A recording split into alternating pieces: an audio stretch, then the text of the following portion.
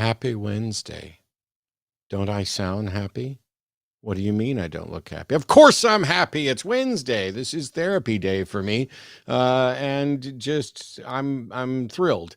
Lots of cool stuff's been going on. I'm sure I'll give you updates on my life and everything over the course of this show. But Epic Loot Exotics is going to be tabling. We think we have applied to table our first reptile convention at the beginning of October. It happens to be the same week we're going to go see Jimmy Carr here in Austin, so we're gonna pull double duty on that. But we also just hatched our first ever crested geckos. There's pictures of those up on Facebook. But setting all that stuff aside, nothing exciting has happened. There's been no news. Nobody's been indicted again or anything. Oh, wait. Enrique Tarrio. Let me tell you the story of Enrico. Let me tell you the story of Enrique Tarrio, who was born Henry Tarrio in Miami, Florida. Most of this is coming from the Wikipedia article on this individual, but he is the former chairman of the Proud Boys, which is a fascist, neo-Nazi, right-wing, monumental piece of crap organization, I guess. I don't know. It's really wild because he had a falling out with them after they found out that he'd been evidently an informant to federal and local law enforcement. He was indicted in 2012 for a scheme to sell stolen diabetic test strips. So, the law and order crowd. And he just basically turned on a dozen others so that they could get prosecuted. And he was sentenced to 30 months, which he served 16 of in federal prison for that stolen diabetes test strips thing. He was part of the January 6th attempted insurrection, although I don't think he was actually on the scene and instead was directing things via Twitter with a number of messages. I don't have all the details and haven't gone through the full court's transcript, but just the other day, he was sentenced to 22 years. It's wild to me that this is the longest sentence so far of anyone involved in the January 6th insurrection. It was a little, well, sad's not the right word, but sad is a word that could be used. Interesting for him to stand before the judge on the day of sentencing, and he's like 38 or 39. Evidently, we don't know his birthday. But to stand before the judge on the day of sentencing and ask the judge, please, he's crying, please don't take away my 40s. And so the judge not only took away his 40s, he took away his 50s too. 22 years. Now, he got involved with the Proud Boys, had a falling out with them, but was chairman of them for a long time. There's pictures of him with tons of Republicans. As a matter of fact, I've seen a meme posted where there's like pictures of him with Ted Cruz and Sarah Huckabee and all this other stuff. Please don't make a big deal out of that. I have no idea the circumstances under which each of those pictures were taken. As a public figure, I pose for pictures with anybody who wants it. And I would imagine all of those Republicans, if you're at a rally and you come up and you want your picture taken with, Ted Cruz or whoever else, they just take those pictures. So don't draw too big of a connection between the fact that there's a picture of him standing next to a bunch of Republicans. That said, the fact that he has access to so many high-ranking Republicans throughout this does speak a little bit. There was one thing that I did not know, and I want to see. I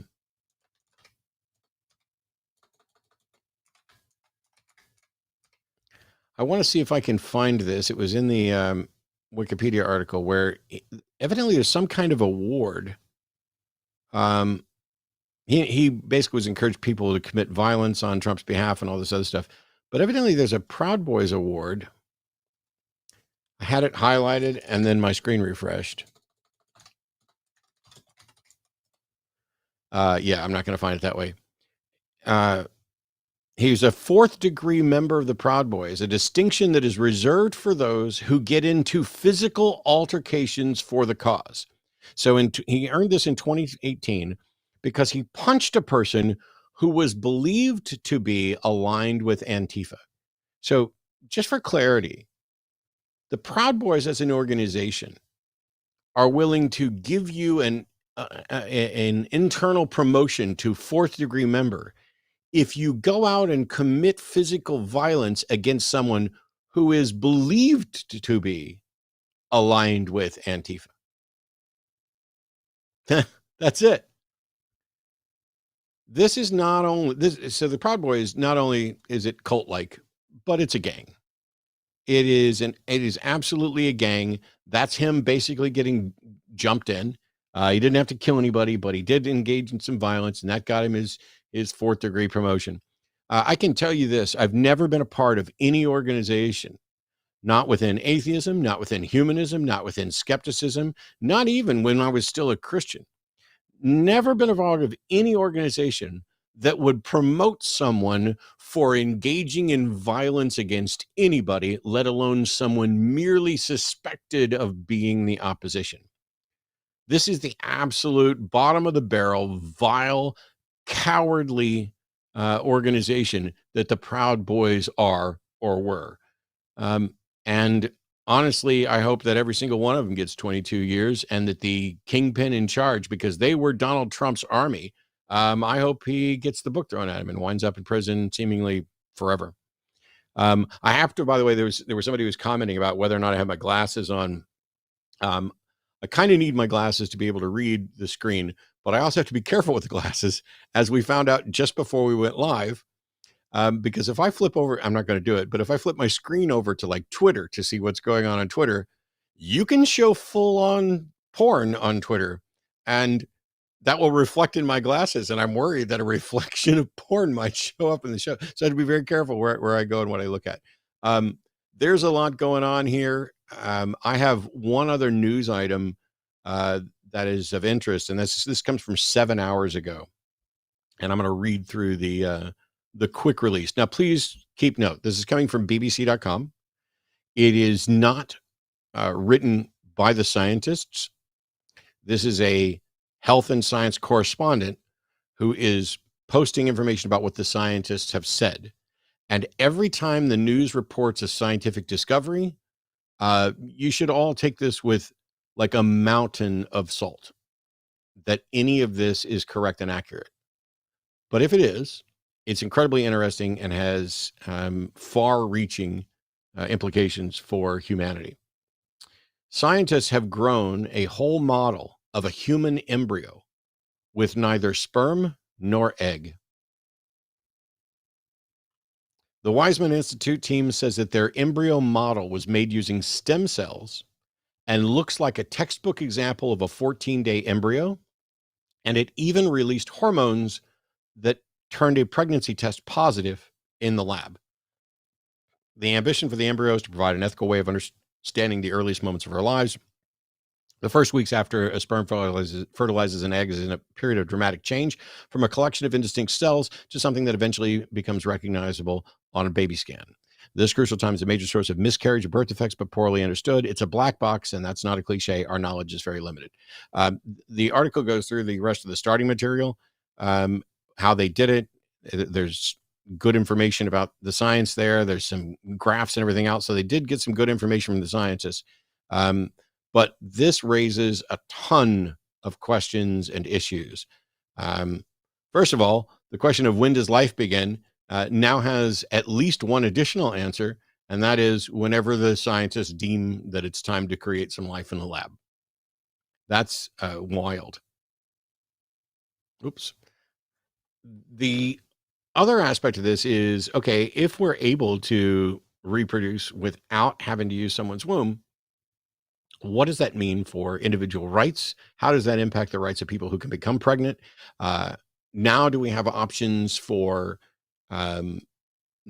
the fathers or for someone who doesn't have a womb to potentially get a baby? You know, this is test tube babies times 10 at this point, where we just no sperm, no egg. Let's just take some stem cells, create an embryo. And if we can do that, and that embryo then has stem cells, then we can have a self-perpetuating stem cell line. There is a lot here. But I have talked long enough because I do this show every week. I love doing this show. I'm so glad you guys are here. Thanks everybody for tuning in. We're going to take calls and everything else, but my guest tonight, we've been waiting forever for him to be well enough to be back. So Jimmy, get your ass in here. Not even well enough to be back, but I'm back. That's the important thing. I got to tell you, Matt, as you were talking about the one thing there, I am now worried about the future when we aren't on, like, what's the max resolution people are doing right now realistically is 4K. When we get that all the way up to 64K, people are going to be able to zoom in and see within the reflection of my eyeballs in high definition all of the pornos I have open during the shows. That's pretty cool. Yeah, it's going to be nuts. I would send you a copy of the one that popped up. I'm just looking at news articles. I'm getting everything ready, making sure I've got my tabs all open. I click over to Twitter, and a friend of mine who does porn has just an uncensored video of her up there just going to town. And I was like, well, we can't have reflections of that on the show. Wonderful. Wonderful. I was hoping it was some of my work, but I don't even post to, what is this website? What is Twitter? X, I guess is, yeah. I've made anyway, X my you X. you have been ill, but also getting some stuff done. Yeah. Do you have an update for us? For people who want to know what's going on, mind your own fucking business. No, I'm just kidding. I know it's one of those things that's kind of tough. I genuinely don't like talking about my health issues. I did share a little bit that as a result of everything going on, this infection in my jaw ended up happening, which it somehow sounds totally unrelated, but was completely related to the other stuff I deal with. It's just not a typical symptom of or whatever. And so that's why if any of you followed me on Instagram, I did a short or two with me with my face pack on that's healing, but they went in through the mouth. They ended up having to take some teeth out, and I got to get them some implants later after they do a bone graft, which is the next stage of the mouth stuff. But that's basically what's taken the last 2 weeks to heal and why I wasn't much for being on air, but health-wise still kind of sucks. Fabulous. Thanks. I showered today, so that was new. That's probably what did it. Yeah, I haven't I did done too. that in I a few just days. haven't cut my hair, so it's still fuzzy, and I noticed it's messing with the green screen a little bit, but the earphones covered up. Quick notes for everybody else tuning in today. This is not going to be the usual, we're going to start at 6 p.m. and run till 9:30 p.m. Wednesday night show that we do. Because I want to respect Jimmy's health and him jumping in to do this.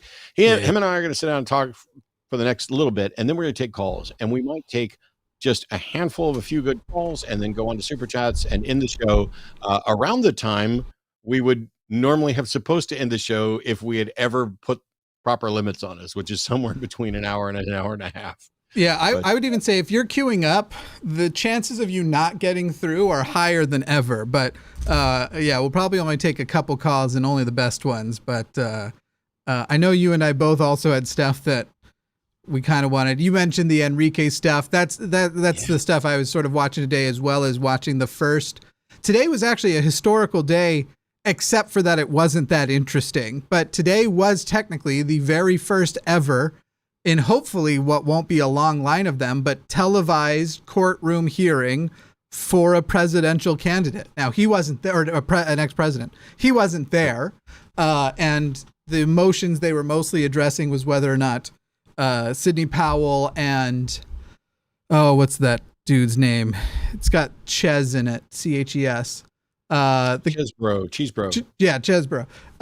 Whether or not they could split off and do a speedy trial. And it looks like they are going to be able to split off from the remaining 17 after them, but they aren't able to split from each other. If they both want to do a speedy trial, the judge is saying that, no, he's good with the two of them still doing their two together. They very much, both of them don't want to be attached to anybody else because they think that it's really funny because both lawyers were making the case that the other one had too much baggage. So they both look at each other and go, I don't want to be lumped in with you, between Chesbro and Powell. How did, and just because I've been working on snake stuff and everything else, and I haven't been able to keep up with this. So these two individuals both basically tried to get separated from everybody else. Yeah. and the judge put them together. Are their charges identical? No, but they're still part of they both have the RICO charges, as does everybody, all 19 defendants, Sure. and that's how you try everybody together. And the charges which are different will still be ruled on separately, and all the nuances of everything will still be, but you'll just have the one jury for the two of them, but taking out the counts individually. It's not as though if, there's still a way in which one person, maybe Donald Trump, is found guilty and all other 18 people are found not guilty. Now, that's probably not going to happen, but there's a lot of misunderstanding over how these legal proceedings work. Also, I guess the result is that the two of them will be tried before everybody else? Almost certainly, because the judge said today, he hasn't ruled on it yet, but that he is very skeptical that all 19 cases could be tried starting by October 23rd, which is the date that Sidney Powell, next month. We're talking a month and a half from now. The first of, and remember, it's still, the RICO charges are the underlying things with all of them. So if either of these get caught as a guilty, that puts, it doesn't automatically make the other 17 guilty, but that gets submitted into what the case that then comes thereafter, which might be something they're doing on purpose to try and separate these people out. See, that's what I'm wondering is it possible that they're doing this in the hopes that if they get a not guilty verdict, that will impact all the others? Or if they get a guilty verdict, that might change plea deals and bargaining for everybody else?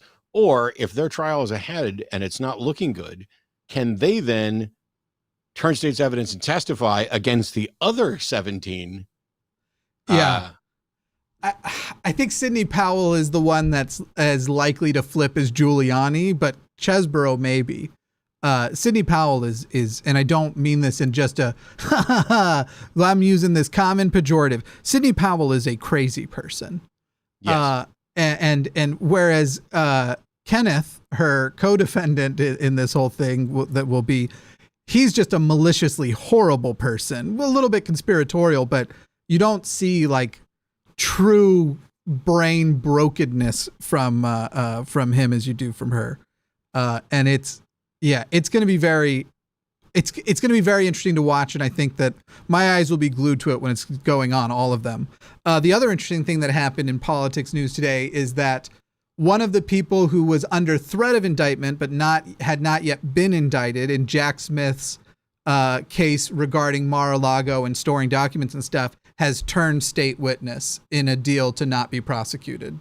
So that is officially today a second person, and it's basically the other person who was in charge of security, the tapes, the moving boxes around and stuff, has turned state witness against Donald Trump, meaning that I don't even know what you do with that. It makes you feel like the jig is up. The very interesting thing about that is the person who was originally representing this individual is the same lawyer who is representing Waltonata, which is, if people don't know, in that case, Trump has only one co-defendant, and it's Waltonata.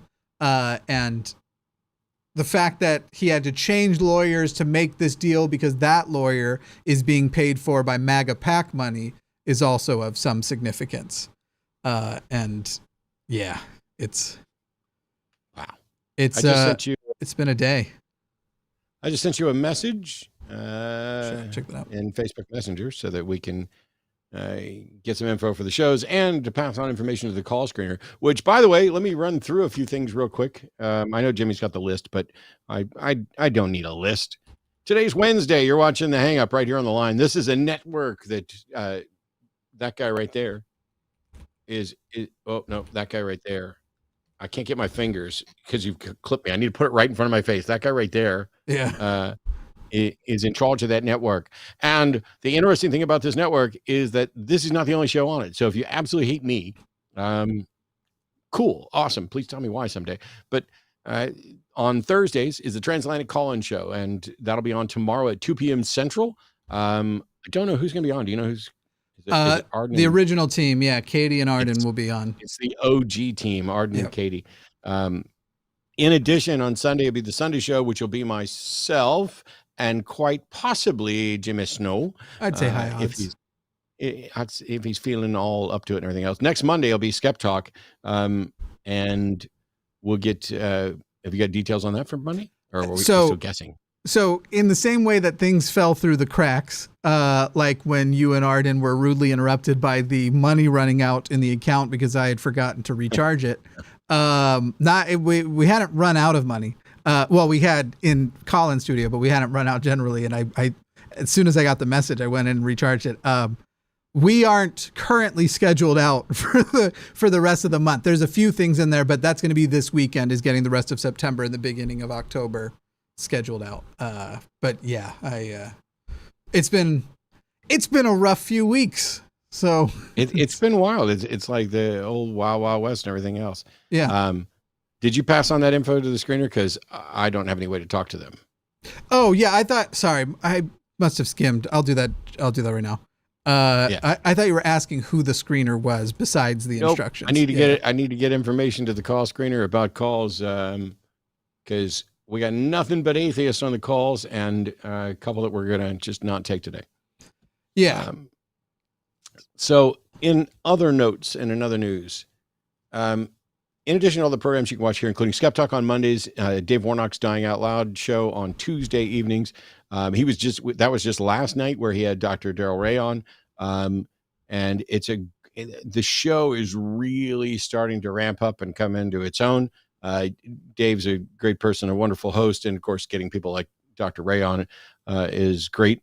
And it's got a feel where I love interacting. I always love interacting with Dave, but I love watching the interactions with Dave, because it addresses a really important issue from a broad perspective. And sometimes it's heartbreaking and sometimes it's heartwarming. Curiously, there's somebody in chat who just said something. I'm going to get them to call in. There we go.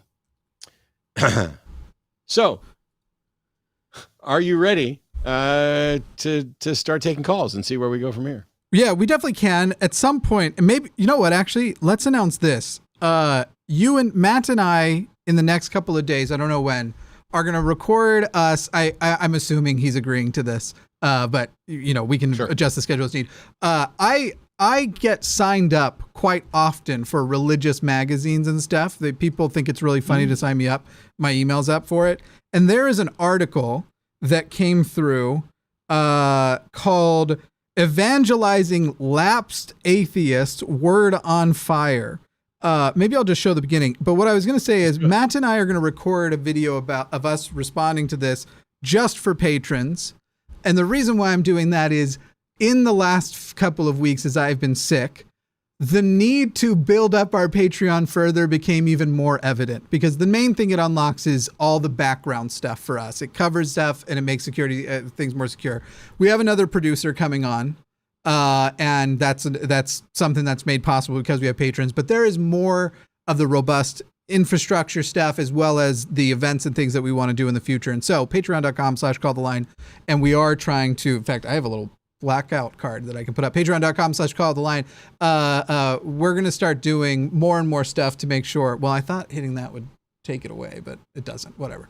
We're going to be doing more and more stuff to make that even more worth it. We're building a Discord community, especially with different channels for people from different faiths to be able to talk to each other about their specific, there's like an ex-Mormon channel, all that sort of stuff. So patreon.com/calltheline. And that will help with a lot of stuff, and we will be doing some exclusive content. If you want, I wouldn't mind bringing up the article, Matt, and just reading the first paragraph or two to show people how juicy this thing is. You good with that? Yeah, go for it. Let's do that then. So this is the article, and it's one of the, like I said, religious newsletters that people have put my email address in for and said, yeah, I super want to receive this. And I never unsubscribe from them because I end up being kind of intrigued by the whole thing. And this is one of the articles that was sent to me, and it was the subject line. In fact, the subject line of the email was something like, lapsing new atheism, blah, blah, blah, blah, blah. And this is how the article begins. Lapsed, I can't say that word very easily, and it's the first word. Lapsed atheist, that's how Russian-British satirist and social commentator Konstantin Kisin describes himself in a recent article entitled The Atheism Delusion. He's the first person to make that joke.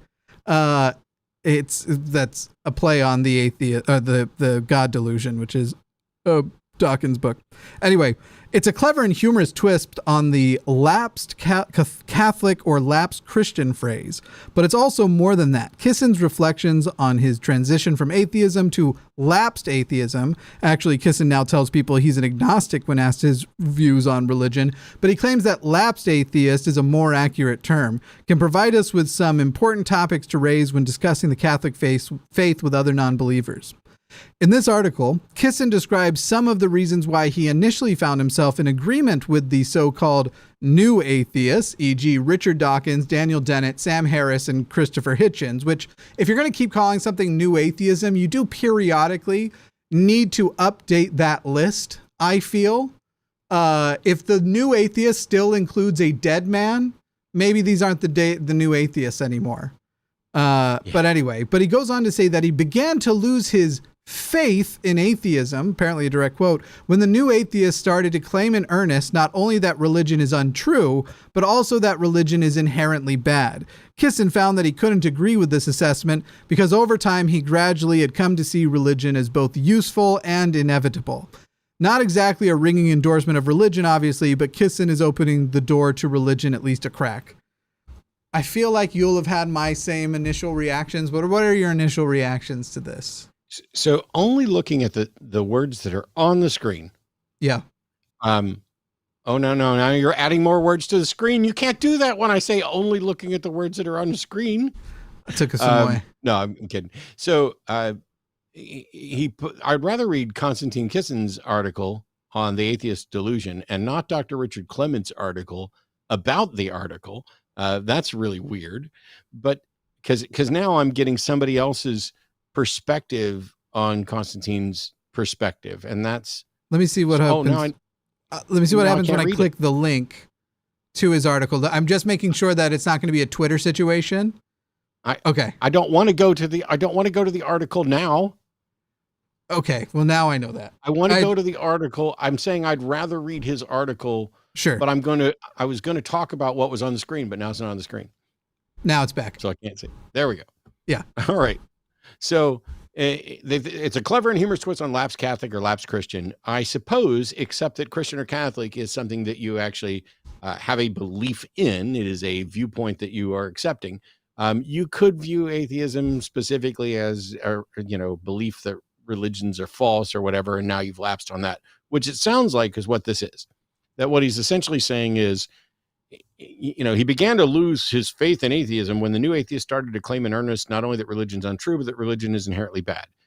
This is just a big bunch of crap, because religion isn't one thing, and not all religions are the same.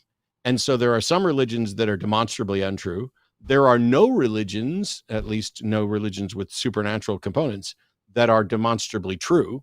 So at a minimum, we can say they haven't been demonstrated to be true.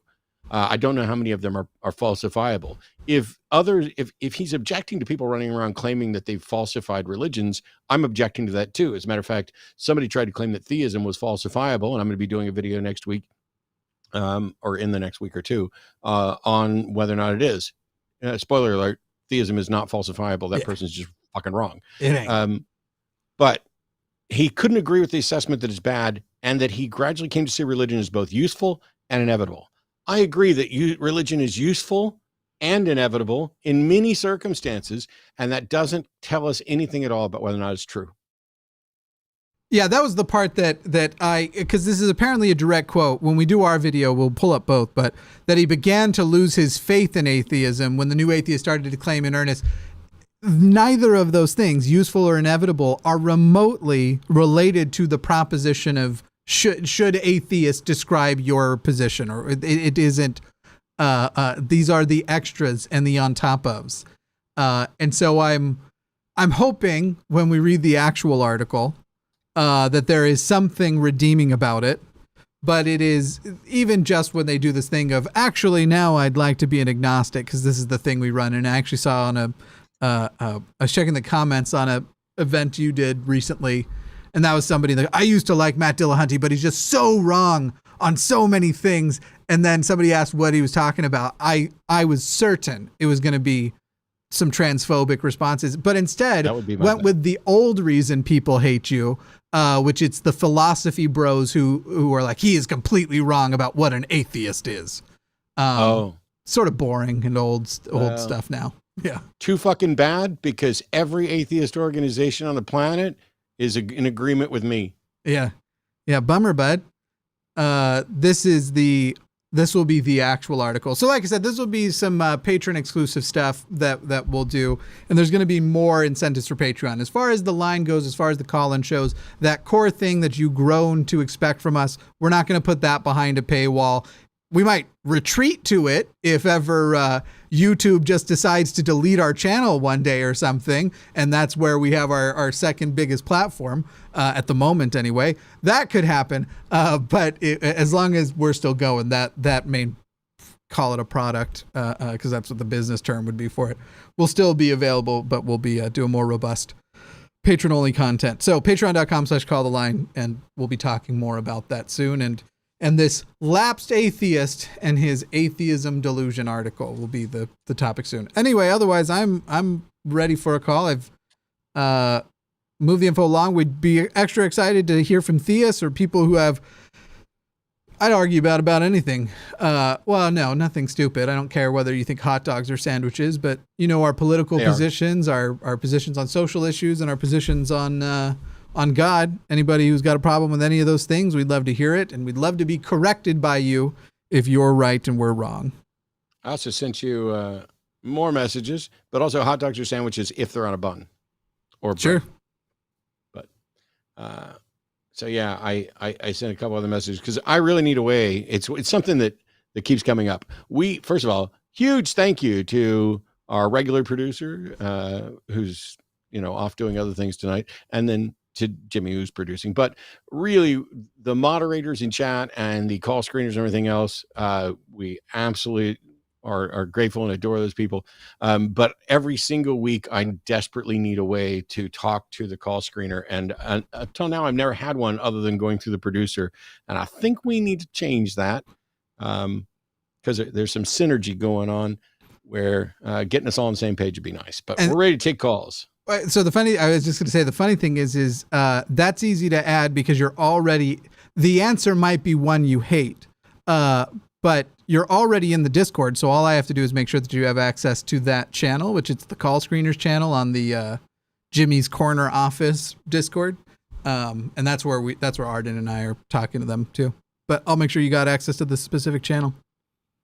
Okie dokie. Hell yeah. Anyway. Here we go with Skyler, atheist from New York, pronouns are he, him. That's not a Trump supporter, but has some questions and issues about political issues. So, Skyler, welcome. You are on the Hang Up with Jimmy and Matt. Good to talk to you guys. How are you doing today? Doing pretty well. Good. You said good to talk to you guys, I've realized after, but I initially heard good, fuck you guys. Well, take your poison. Either one's fine. Honestly, I wouldn't have batted an eye. But no. Go ahead. Are you devil's advocating for something here? What's going on? No. So, where should I begin? I should preface, because when I talk politics with friends or even relatives, they get so confused because I criticize all different sides for different reasons. But I am not a Trump supporter. I've never voted for Trump, nor will I. I've voted for both parties in the past for different seats. But I've noticed that you would say both of you are very left-wing. Is that correct? Yes. Yeah. Okay. Just very quick question. Is there anything like on any political issue, not like what's in the news per se, like the popular hot button issues, but just generally speaking, is there anything that you would consider yourself right of center on? I'm just curious. Right of center? Yeah, like I position on. I understand the term. The pause was me thinking. I don't know if I'm right of center, but I'm closer to center on some issues than others. Yeah, Okay. the hard part too is what you're describing is if we're speaking about the political spectrum as it exists in the world or the American political spectrum, because in the rest of the world, right-wing people are also very interested in solving climate change, and that's even rolled into some of their conservatism. And then some things which I would describe as should be right-wing, if you're wanting to say that the right has to do with very little government interference in, and then by category, because I describe myself on the world stage, on the global political spectrum, as a small L libertarian socialist. So where it comes to economic things and business and stuff, that's where the socialism comes in. When it comes to a person wanting to do, if an adult isn't hurting another person, I see very little advantage to restricting the things they can do. There are some, obviously I'm not full anarchist and saying if an adult wants to go off and do meth, that's probably fine. However, I'm pretty on the level of if a consenting adult wants to do something, the government shouldn't really be stopping them unless it's hurting other people for them to do so. Interesting. Yeah, I was very curious on both of your political views. I think I lean in a similar direction to you, Jimmy, even though maybe on some of the economic issues I might differ just slightly. But yeah, I was just generally curious. That was the only question I had. Cool. Now, Really? could I do the fun thing at the end? Which one? There's a couple. Where I tell you both to go fuck off? Okay, because it's the hang up. So a lot of people like for Matt to hang up on them as their mid-sentence also. Okay.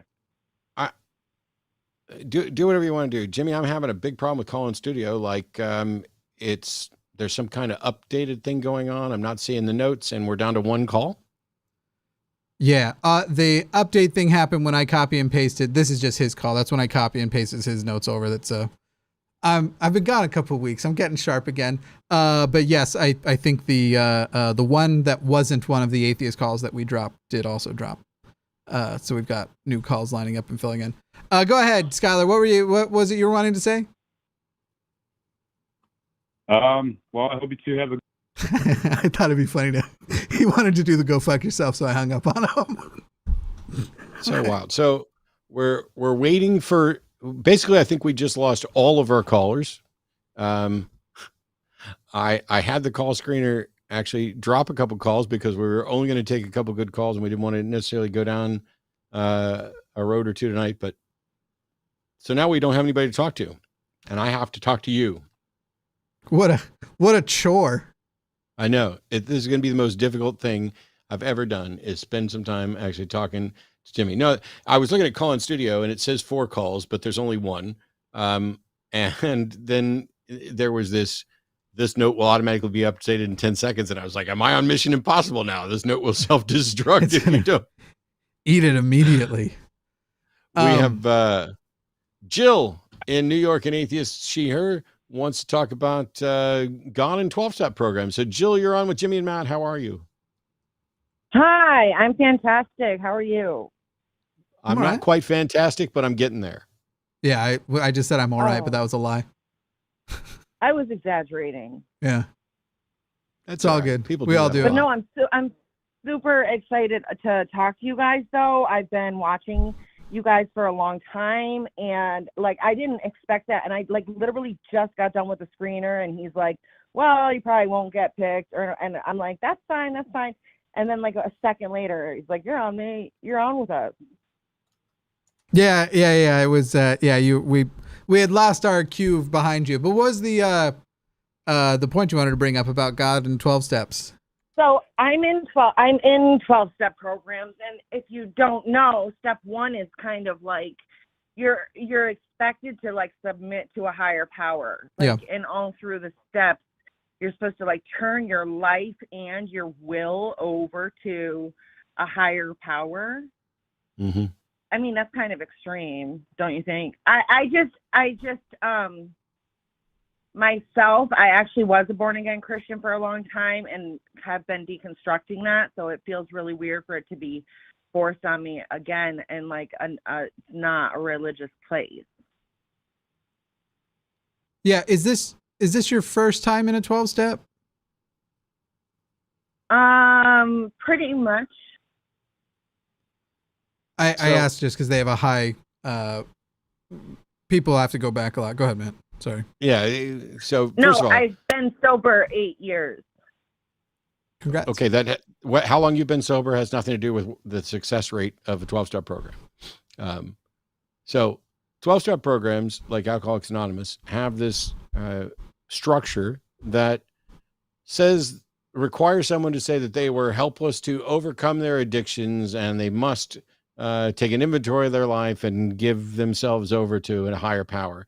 And for non-theists, non-Christians, for atheists, agnostics, etc., this has been problematic. Now, I know that some Alcoholics Anonymous groups, not the organization itself, but groups have no problem with atheists being in their midst. And they'll just say that, you don't have to, the higher power doesn't need to be God. It can be, however you conceive of it, which is what the national organization or the broader national organization includes in its platform.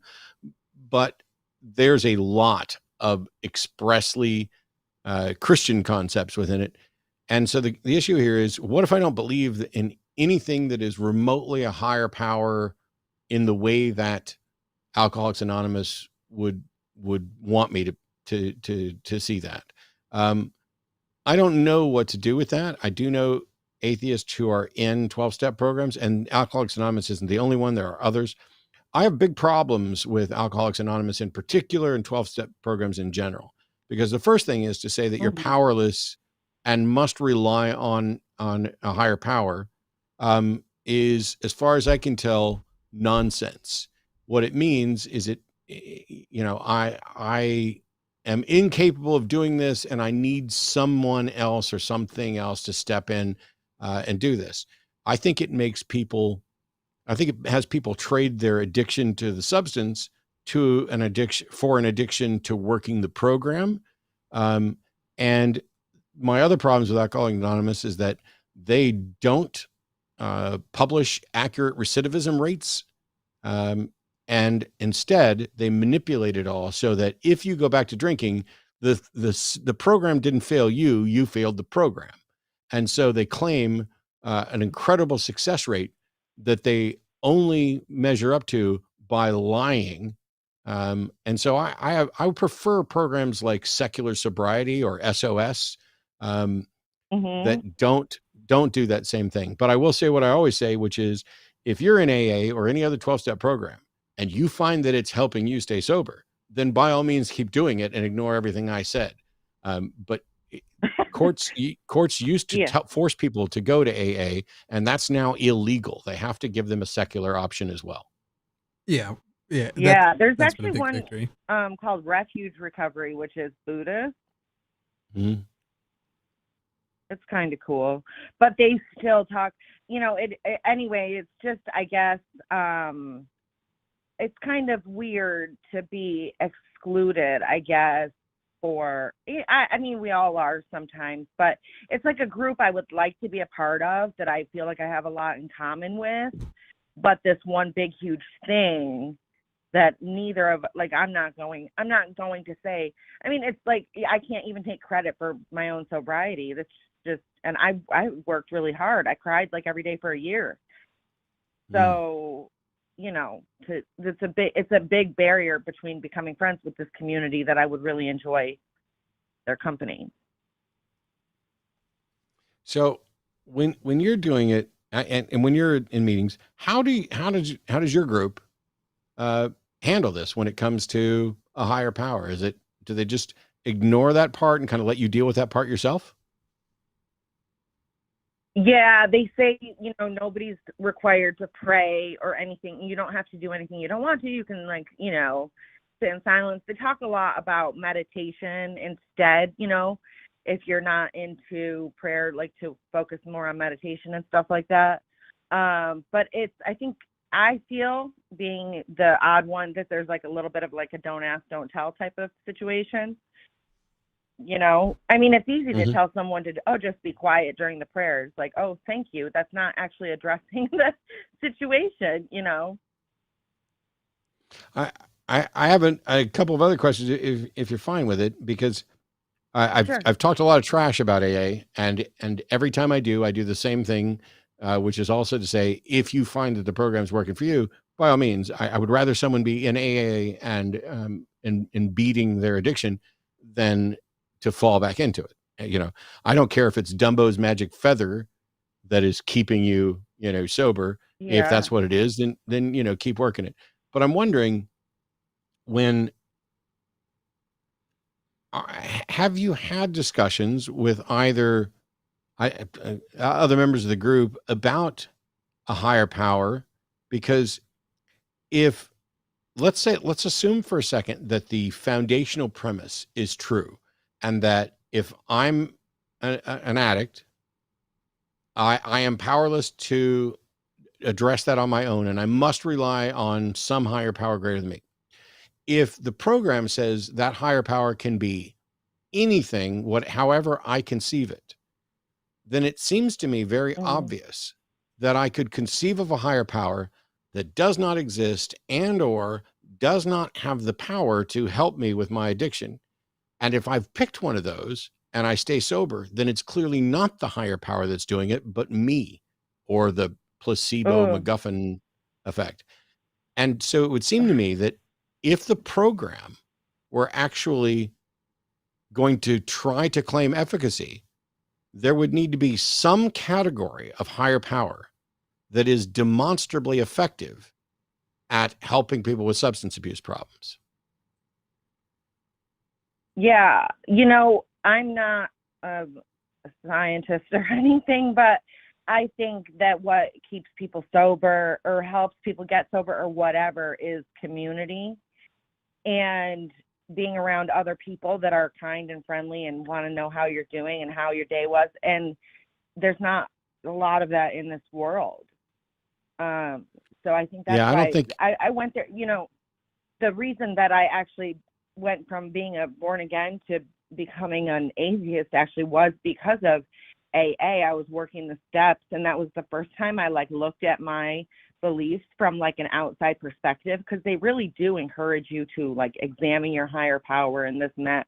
And I was like, if there's a higher power, he's like really put me through some dog shit, in life. No, you're good. And I was like, I hate this guy. I went through conversion therapy, and now you made me an alcoholic as well. Like, what the heck? And then I went through like a period of I hate God, which in AA, they're like, yeah, we totally respect that, you know?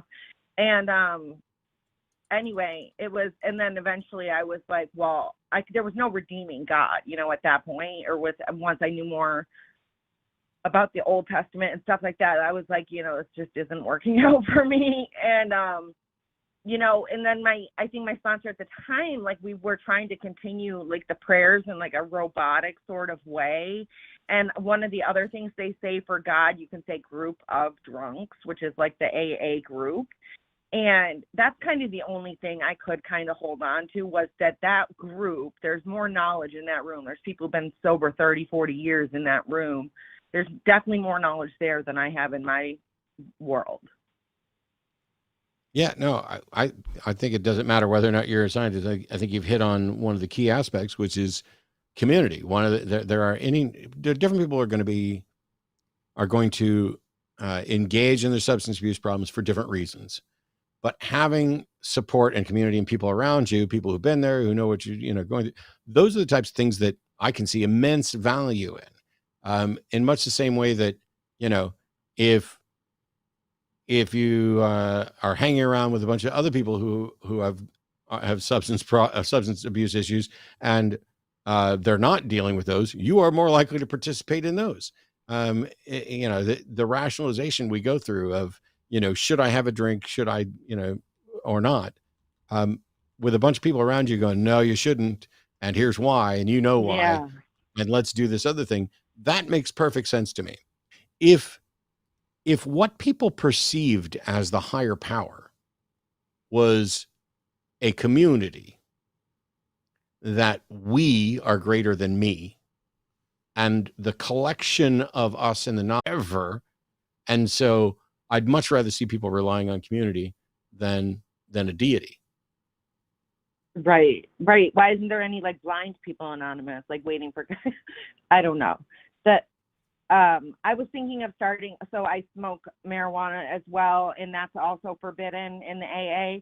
And so I was thinking of starting like a group of like they call it. Have you heard the term California sober? Not only have I heard the term, I listen to Billy String's song with Willie Nelson weekly on that. Oh, that's wonderful. So yeah, I was thinking of starting a just local like group of California girls because I tend to. I'm 45, so I'm like, but I'm single and I'm cool. I'm a cool 45, and a lot of these like younger women, I feel like I have like a big sister role, and they're like, "Can we smoke pot?" I'm like, "Sure, just don't tell anyone." But it's like I have this little group. They're not all younger. They're like some, but we're like the people who don't really go to AA, but we still recognize like gratitude. Some of the values that AA teaches, but we just kind of rely on each other, like gratitude, stay in the day, stuff like that. Yeah, and I like I have a love-hate relationship with one aspect of the program, which is to go out and apologize and make amends for past wrongs. On the one hand, Yeah. I think it's good to attempt to make amends for things you've done wrong and to apologize. That's good. My problem with the way AA tends to encourage people to do it is that it's not about a sincere, I've wronged you, I want to fix this. It is, I need to do this for my checklist and go through all the things I've done wrong so that I can get that baggage out of my, psyche. And it may also be the case that the people that you've wronged don't want to fucking hear from you. I mean, there are people who have wronged me where if they showed up on my doorstep and said, "Hey, I really wronged you several years ago, and I'd like to apologize for that," I'd want to have a real serious conversation with them as to what that means and what I should take from that. Is this about you wanting me to forgive you for your sake, or are you actually going to do something to make amends for what you did? Mm-hmm. Right. It's like, has your character changed? Which I feel like my, drunk self was a totally different person. And that's kind of what I wanted people to know was like, I'm no longer going to treat people, including you or whoever, the way that I used to, as like a selfish jerk. I'm not, I don't intend to do that in the future. And if you see me doing that, please feel free to confront me because that's not my intention. Word. Wow. Was that you, Jimmy? What? That was Jimmy. That was me. I said, was that you, Jimmy? Yeah. Yeah, I knew you were there. I am just so thrilled to talk to you guys. And thanks so much because sometimes I feel a little guilty for not being more of a part of AA or like whatever.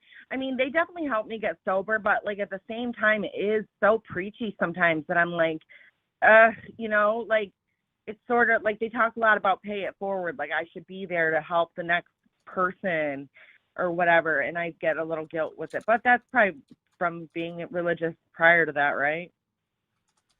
Yeah. I mean, so I went through addiction recovery, but not from alcohol, and I didn't do a 12-step program. But yes, I would say that has to do with my own religious upbringing and the guilt that came in from my religious upbringing was certainly a part of then how I treated recovery after as well. And those moments of vulnerability when you are feeling like shit about yourself and some of that little bit of, I used to have this system by which I could go and get redemption and I only had to prostrate myself and be publicly humiliated a little bit.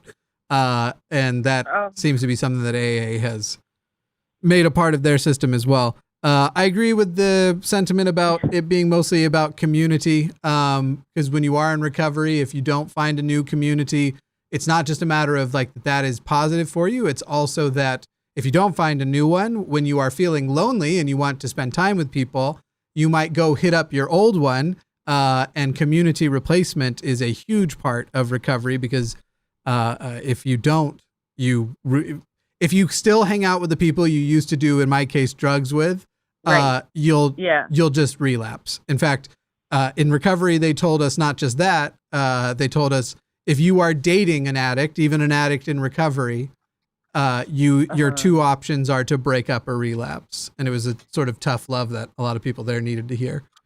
So that community replacement is important. Yeah, I actually just, this is, well, it's a side note, but it's really positive. I started doing like open mic stand up, and it's like the most kindest community ever. I know I'm in upstate New York, not New York City, so maybe that's different, but everyone is it's like so great. People like want to help you. And so it's like, sometimes I think it's hard to find a community, but it's really not that hard. Yeah. Finding something that, it wasn't important to me to go to a place where we were talking about being addicts. In fact, I feel that would have not been a positive experience for me, but it was important for me to find a group of people who maybe knew that I was going through stuff, but I wasn't reporting into constantly or anything. Yeah. I still sometimes I miss God a little bit. It's like I kind of wish that there was a magical sky daddy once in a while. I guess I don't know. Yeah, but you want the version that you had, which was the version that is the one you invented, and you could stomach the way that one works by never actually scrutinizing his absence where he shouldn't be absent or his presence where he apparently was present, like when he was sending hurricanes to kill the queers and such. It's whatever you got out of that was your invention in the first place. So if your brain was capable of it, I don't know why your brain can't be capable of finding some suitable replacement that doesn't exist in denial and delusion. Right. Like a more, positive. Right. If like I was having positive feelings when I was praying, like I could still do that, which in like more of a meditative, like gratitude focused way, right? Yeah. You do whatever you want.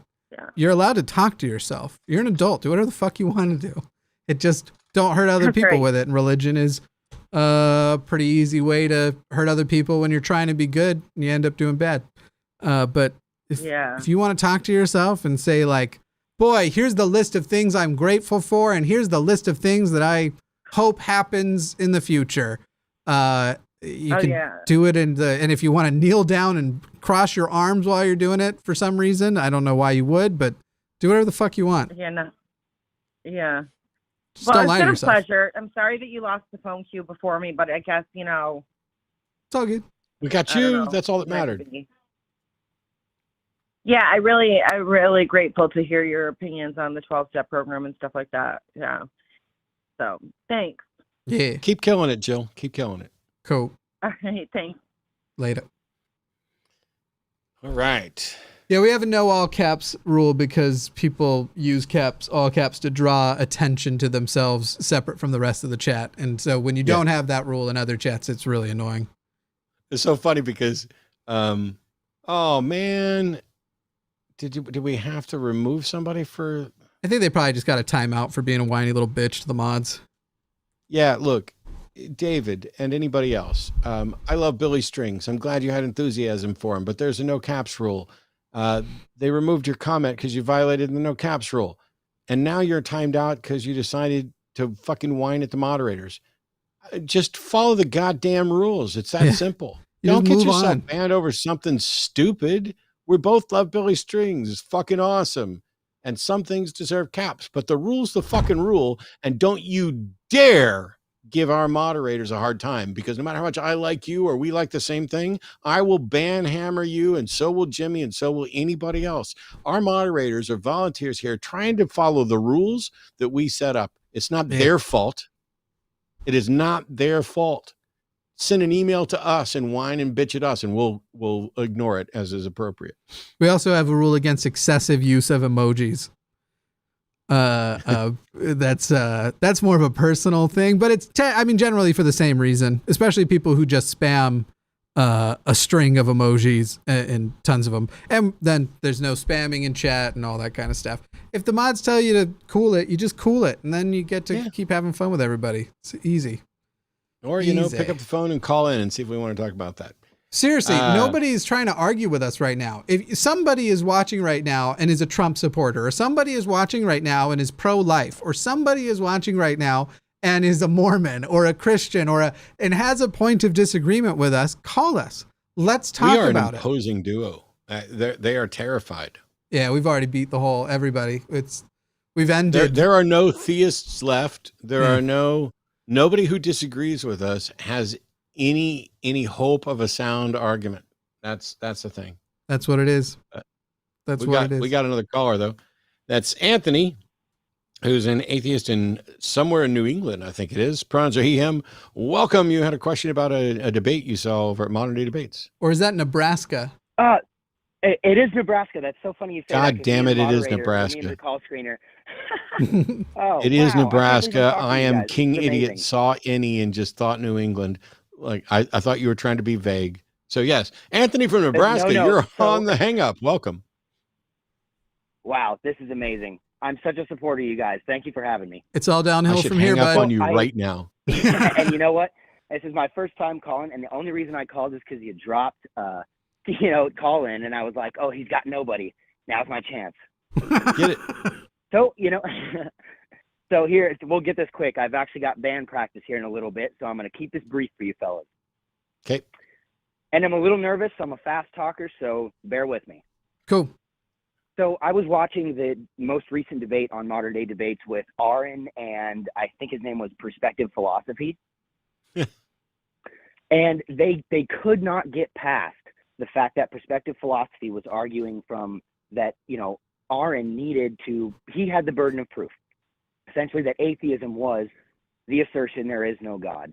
And, Aron just could not get him, walk him past that. And I was just curious, what kind of tactic do you do with people that they just cannot recognize, no, you are making the positive claim. You have the burden of proof. The difference being anti-theism and atheism, soft and hard, yada, yada. Just a brief thought from you guys. Yeah, I've already debated that guy. That guy is weird. Terrible. I watched the whole thing. I think weird is the word that I would. Your content. I think weird is the term that I would use, but it doesn't matter. Do you remember what the? Well, I'll look it up. Yeah, I want to know too. What was the actual what was the proposition of the? Okay, so it was which has more proof or evidence. Excuse me, evidence was the term. Which has more evidence, Christianity or atheism? Okay, well, first of all, that is an absolutely shitty and stupid debate topic that should not have been agreed to, because it suggests that Christianity is a proposition with evidence to support it, and atheism is a proposition with evidence to support it. So the debate topic is already a disaster, and Perspective Philosophy pushing back was well within the reasonable interpretation of that debate topic to push for Aron to defend an atheist proposition, given the way that topic is phrased. Now, what they actually agreed on may be very different from the topic that showed up, because what happens in some of these is I will agree to a topic and a format and some definitions, and then whoever puts up the quick and easy YouTube video title will come up with something flashier. So Aron, if you're watching, is this what you agreed to? Did you agree, that you would defend the notion that atheism had more evidence for it than Christianity does? Because the only way that makes sense is if you're talking about a positive proposition. Otherwise, it should just be, does Christianity have sufficient evidence to warrant belief? And then the default is, of course, no, it doesn't. And the default is non-theism and all that. How do you get people to agree on those terms? You do that before the debate starts. And then if they try to change it during the debate, I'm not going to agree with it. I would not take a debate with that title and that topic because it puts a burden of proof where it shouldn't. And if I took a topic and they tried to turn it into that, then what I do in the debate is expose that's not what the topic was. Here's the topic that we agreed on. You have the burden of proof. I'm not going to defend this. Right. And that's kind of, what he pushed back on. And I've seen you do that 100 times, a bunch of times when people will try and be slippery with the definition on you. So it was just so frustrating to hear. And like I said, it was my opportunity to call and get your brief thoughts on just terms and people agreeing on it. And if they can't, it makes things so difficult to move forward and move through it. Yeah. It's why you take care of that stuff before the debate happens. And if you find that you have agreed to a debate that you perhaps shouldn't have, well, you just kind of got to suck it up a bit. Right. Yeah. Well, hey, listen, guys, I will say, Jimmy, what a pleasure to speak to you guys. Matt, what a pleasure. I'll keep, like I said, I'm my least favorite type of caller when listening. Some guy who just wants to agree and have, just here to agree with you guys. So listen, no, you're done. It's over. I'm going to hang up on you guys. I appreciate your time. I'll say a word so you have something to hang up on. There we go. I did it. Nice. Oh, you beat him to it? Yeah, but we'll call it a tie. There we go. We've got somebody who has apparently a topic to argue, and I'm way ready to have this argument. Landry in Utah does not see sufficient evidence to conclude that climate change is man-caused. And I want to start by saying, how sexist of you. Women cause climate change too. Anyway, go ahead. Hello. Long-time listener.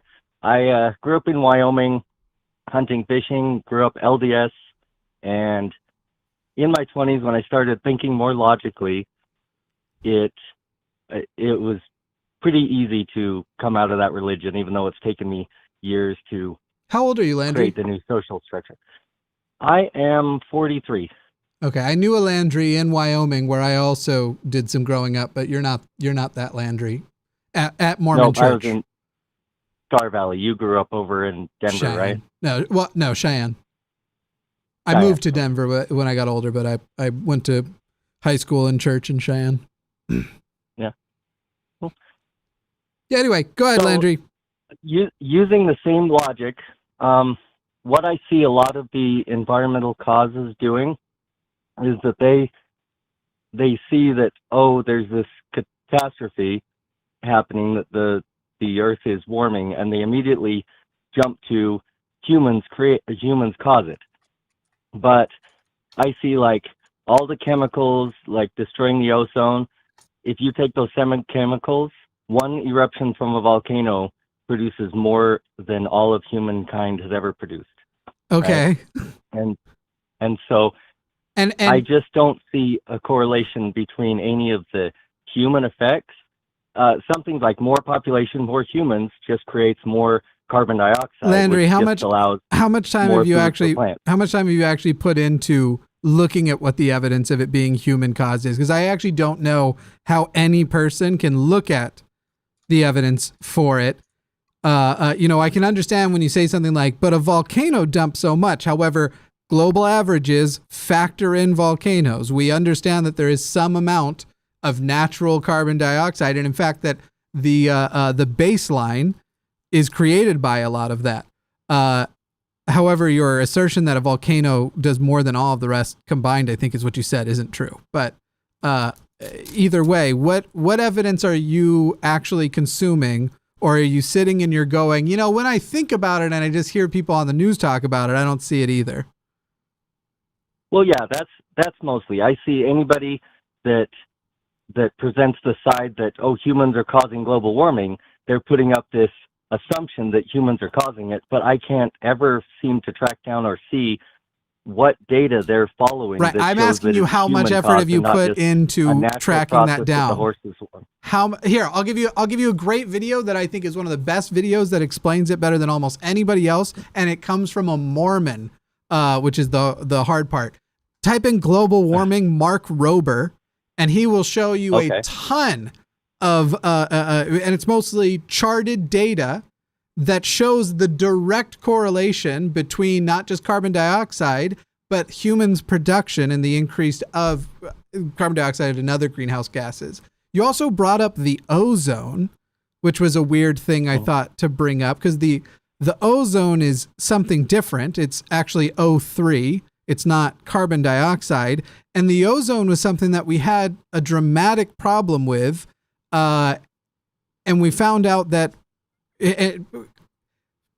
sorry, let me restate your argument and verify that this is what you said. You said that when you look at the ozone and the damage to the ozone, and you look at the chemicals that harm the ozone, a volcano erupts and does way more than all of those chemicals do. Is that was the argument you made, right? Yeah, that's correct. Okay.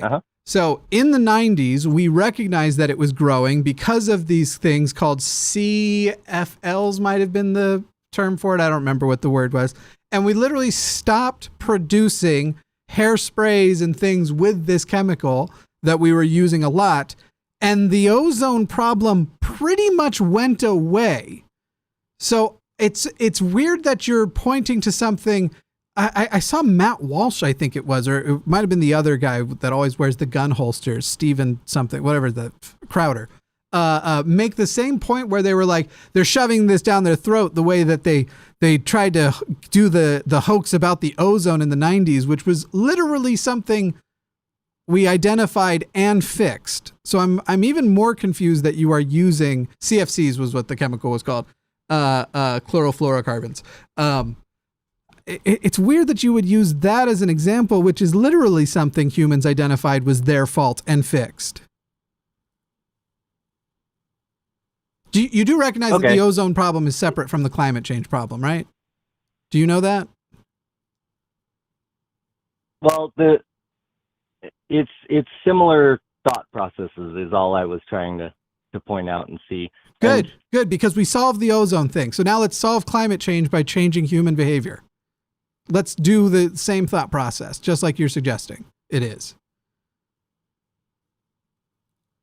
But I don't see it. How? You don't look for it. I guess I do need to do more study, but I just I guess I just see similar parallels between all the religious stuff that I always heard growing up and all the environmentalist stuff. Then stop watching Fox News. Same kind of parallels. What a so they're stupid jumping thing to to conclusions without the evidence. Stop. And I never can Stop. see the evidence. Stop. Listen.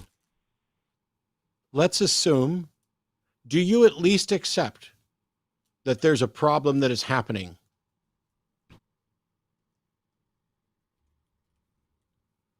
I see that the Earth is getting warmer, and there's also charts that I've seen where the Earth got warmer thousands of years ago and then cooled off again.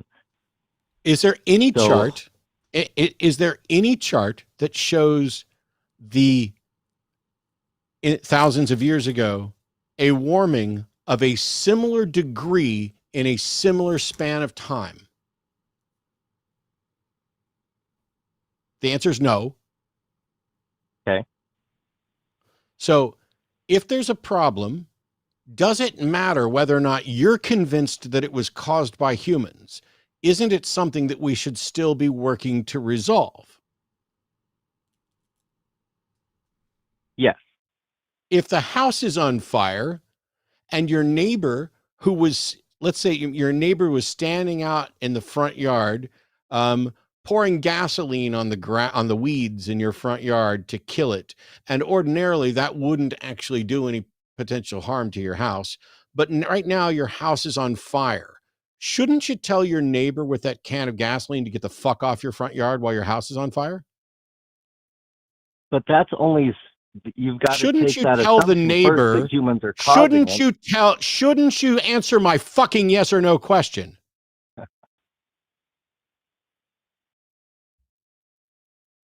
Okay, yes, you should stop the neighbor. Thank you. So you should do that.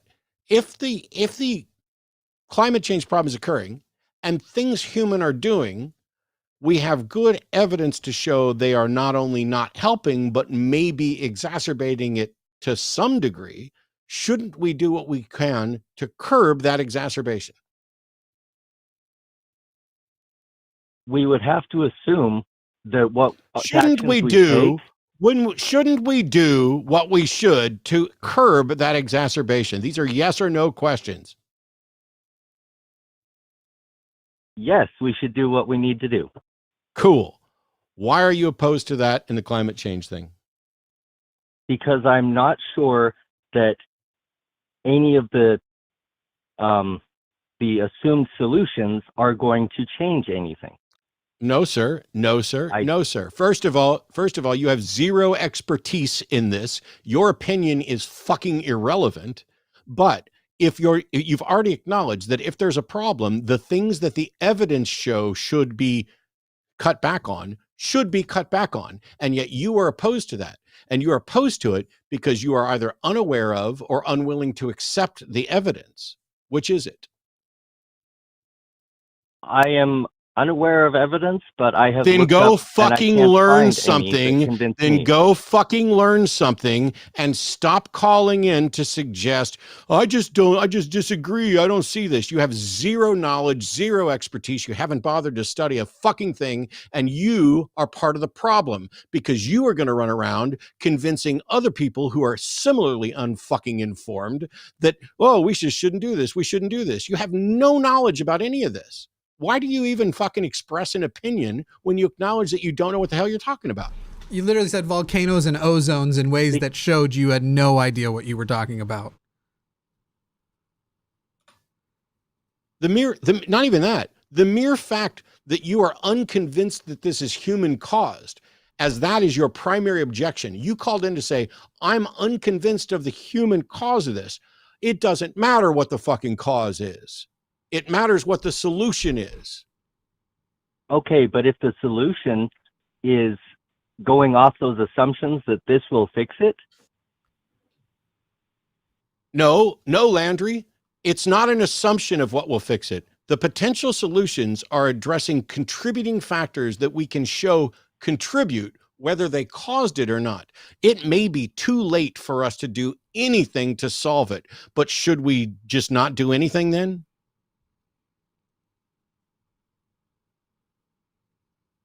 I think if the harm caused by like not using fossil fuels and making people live with like less, not even less beneficial, but less healthy ways of life, less productive ways of life. What proposed solution? No, stop. What proposed solution is going to have you have a less healthy way of life?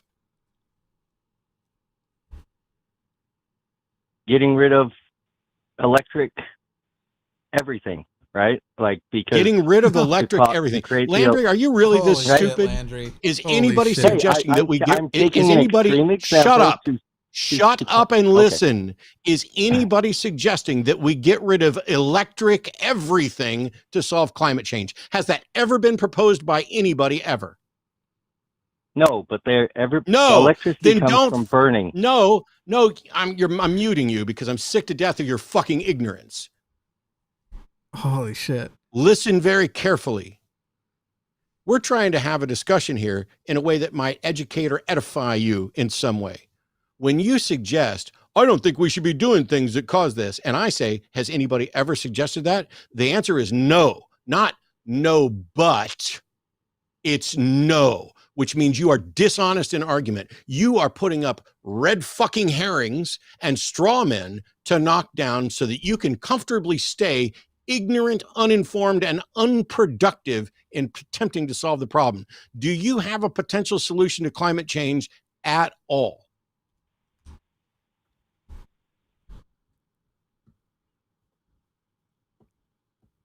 Go ahead, Landry. Oh, there we go. I heard a beep and thought I got disconnected. So no, I I had don't you on have hold. a solution. Cool. When you have Not a at all. solution, call back. Wait, Until real then, quick. I don't want to hear from you. Real quick, before you let him go, Landry, Oh, you do it. there was another thing that you had said that makes it clear that you don't even understand what the issue fundamentally is. Because you brought up that in the past, the Earth has heated and cooled, which is true. We've gone through ice ages and we've gone through hot eras. Is it, if in the past, the Earth has heated and cooled, and we are right now, are you under the impression that we're just saying heating is a problem, it getting warmer is a problem?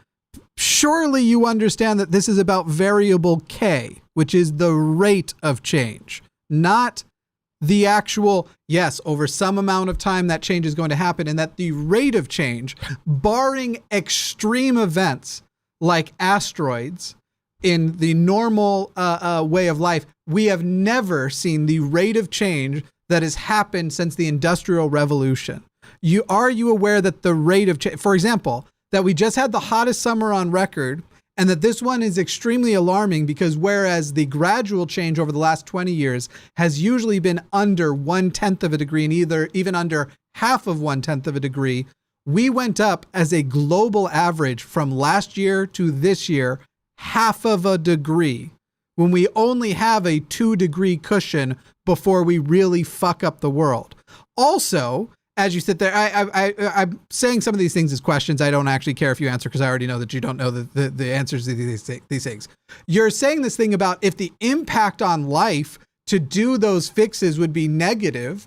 You are clearly doing this American-centric people in the middle of the country. You're in Utah. If those people's lives are impacted, not if people's lives are impacted, because climate refugees exist right fucking now. Poverty and other issues are worse in parts of the world that are also volatile, and you start to see things like violence and pop up as a result of the poverty that happens because of the famine, because of the droughts, because of the fact that right now so much of the world is still living very close to places that are basically becoming uninhabitable unless you are part of a much larger country that can more quickly and easily export things like water and stuff to you, which is why somehow Arizona still exists. Whereas if you plop down Arizona and most other parts of the world, people would have to be fleeing because they'd be just dying.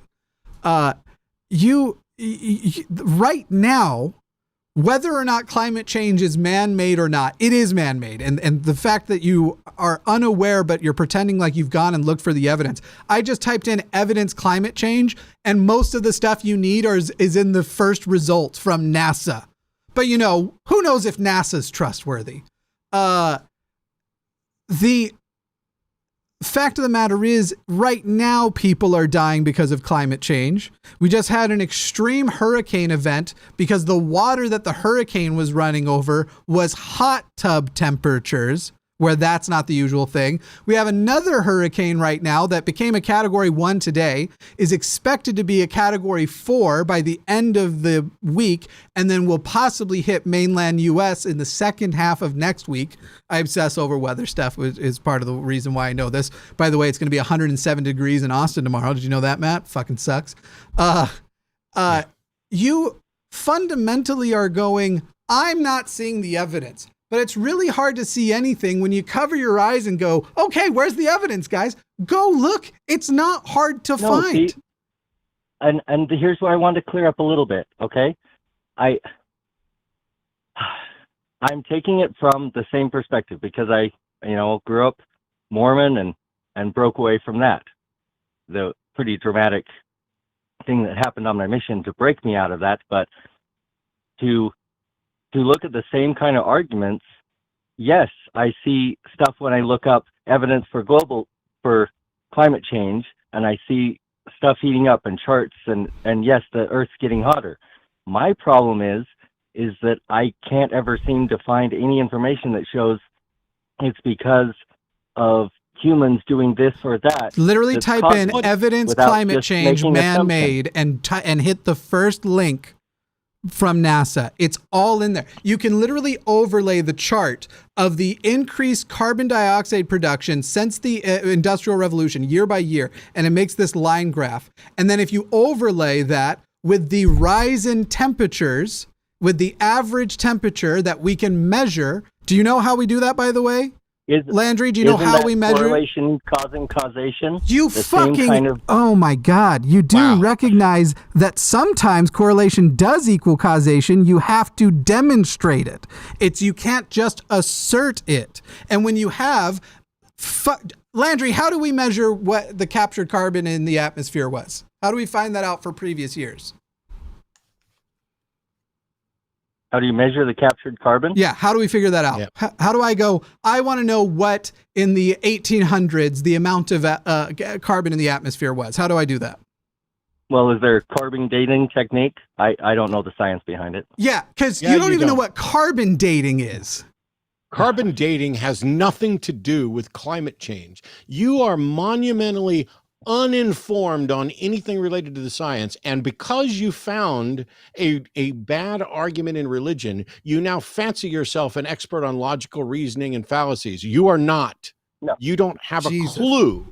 The fact that an argument could be made to appear analogous to some other flawed argument does not mean that argument is flawed. The fact that correlation does not confirm that causation is there does not mean, by the way, if there is causation, there is always correlation. Exactly. Causation is 100% correlation. But you can't find it. And even after I explained it to you, that it doesn't fucking matter if you're convinced that it was caused by humans, or if anybody's convinced it was caused by humans, you went right back to that. You went back to, but I've looked around and I can't find any good argument that it's caused by humans. That's because you're not fucking looking. You don't know what you're looking for. And you haven't realized yet that it doesn't matter whether or not you're convinced or anybody else is convinced what the cause is. The only thing that matters is the fucking cure.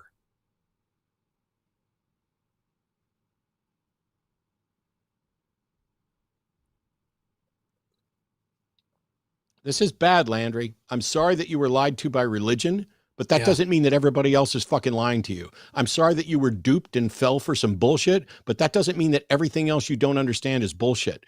The scientific consensus from 97% of people who are experts in this field is that you're fucking wrong. It was 97% when most of the Republican Party still denied it. Now most of the Republican Party accepts it. So I wonder if those numbers have gone up. Landry, go. I appreciate the fact that this is difficult for you. It doesn't mean that you're stupid. It doesn't mean that you're gullible. But when you decide that because you don't get it or you can't find it, that you've now reached a position where you can have an informed conclusion that somehow is contrary to the informed conclusion of the experts, that's where you're being stupid. Not in not knowing, not in not having the best Google foo. All of that's fine. But genuinely, Jimmy and I can pull up Google and with just a couple of searches, find website after website after website pointing to the actual data that shows that, yes, in fact, all of the evidence is consistent with this massive, rapid spike in temperature, strongly correlating with and likely caused by human activity.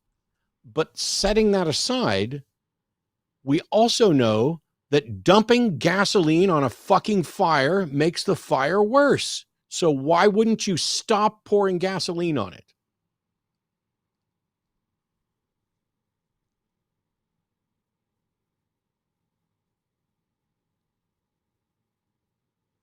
Landry, did you just go? Where are you? Yeah, I'm still here. There's a few assumptions where I'm not opposed to stopping pouring the gas, like you're saying, right? I'm really not. I was trying. Which one are you opposed to? Get out Which one are you opposed to? Which stopping of the pouring? Now, hang on. Which stopping of the pouring of gas? Okay. Which stopping of the pouring of gas is a bridge too fucking far for you?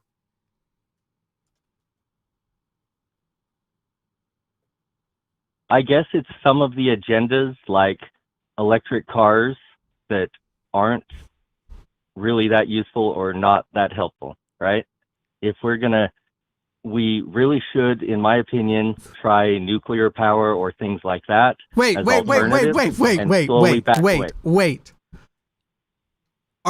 that the same thought, electric cars and nuclear power? Because you do recognize that nuclear power is electricity. It is. I also agree we should do nuclear.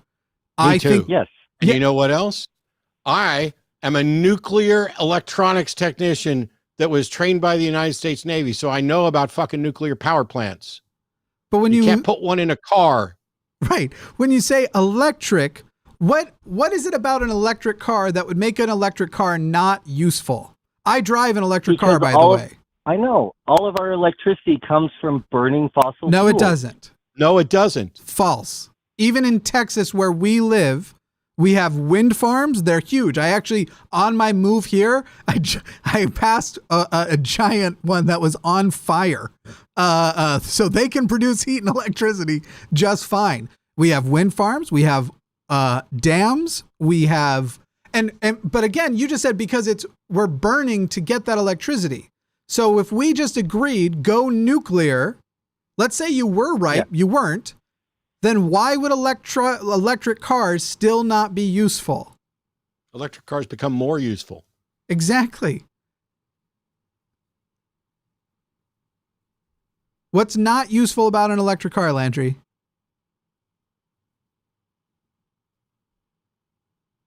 I guess I don't have an answer. You do realize that we have solar power, wind power, nuclear power in addition to fossil fuels, right? All of those are used at different places in the United States and around the world? From my understanding, which might be limited on this, it's a very small percentage. Like I didn't ask that, did I? You fucking dishonest interlocutor. Did I ask you what percentage it was? I asked you if you were aware that we have solar, nuclear, and wind. Talk over me again. If you understand that, then why did you assert that all of our energy comes from fossil fuels?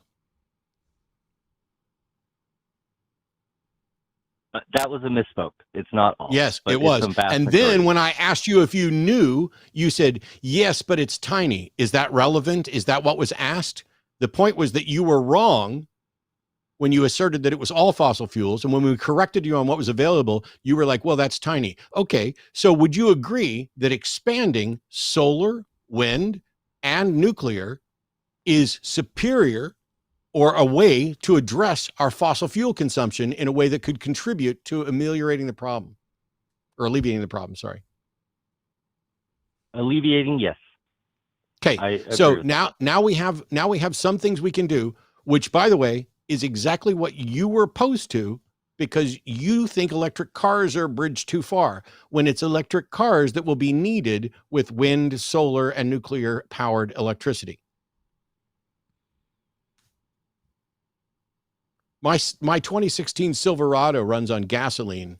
It will not run on anything generated by wind, solar, or nuclear. But Jimmy's car, which is electric, will. So which of those two cars is more likely to help with the climate change issue and be protected in the future as we limit our fossil fuel usage? The electric car will be better, yes. Yep. So why are you opposed to electric cars?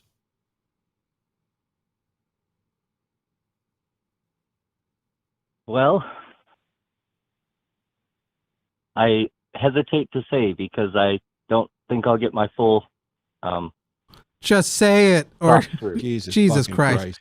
But I want to go back to a thing you said a few minutes ago because I think what you're trying to say is I want to double down and still keep this position even though I've just been humiliated with how wrong it was. You said a number. What percentage of the grid do you think is from non-carbon sources? What percentage do you think is clean? Somewhere 5 to 10%. Cool. 40%. Just so you know. Yeah. Now, Of why are which you power opposed to grid? electric cars? What'd you say, Landry? After what? Sorry, what was that? What did you say? So you said of the power grid. So that's just Of the houses American power and grid, stuff? where electricity comes from, 40% of it is clean. You guessed 5 to 10. So what do you have knowledge of? What do you have a data set on? Because right now it sounds like you're trying to say, I'm agnostic on the climate change thing. I'm agnostic on clean energy, but I don't know a single statistic. I don't know a single number. I haven't seen a single study. But when I sit down and I think about, yeah, it's a warm summer, but last summer was warm, I'm not sure I'm convinced, because that seems to be the extent of your data collection. Yeah, no, I didn't plan on calling in as an expert or anything. I'm not an I expert. wanted to discuss. Do you think I'm an I expert? wanted to discuss.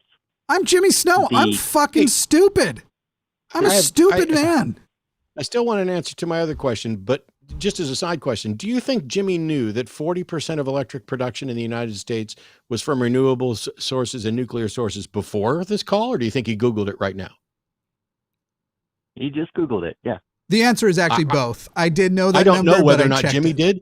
I don't know what Jimmy's thing was, but I didn't know, but I Googled it while Jimmy was saying it. It took 2 seconds to pop up the U.S. Energy Information thing that shows that wind is 10.2%, hydro 6.3%, solar is 3.4%, biomass is 1.3%, geothermal is 0.4%, and nuclear is 18.2%, which makes 39.7% of U.S. electrical generation is from nuclear and renewable sources. Now, answer my question. Knowing now that electric cars would be better, why are you opposed to electric cars? Why the answer you're afraid to give me? No, I'm not opposed to electric cars. I am opposed to this big political agenda that Just a minute seems ago. to be pushing. Just a minute ago, I asked you why you were opposed to electric cars, and you said you were afraid to give me the answer. And now you say you're not opposed. So which one is it? He says he's not opposed, but he's opposed to the political agenda, which... Oh, go fuck yourself. Landry, what is politics? What is politics? Yeah. What would make something political? What is the appropriate time for something to be political? When someone tries to gain power and advantage through fear. No. Or no. some Landry. disaster. And Landry, politics, and I asked when it is appropriate for something to be political. The word policy is in there. It is a society's attempt as a collective to try and solve a problem.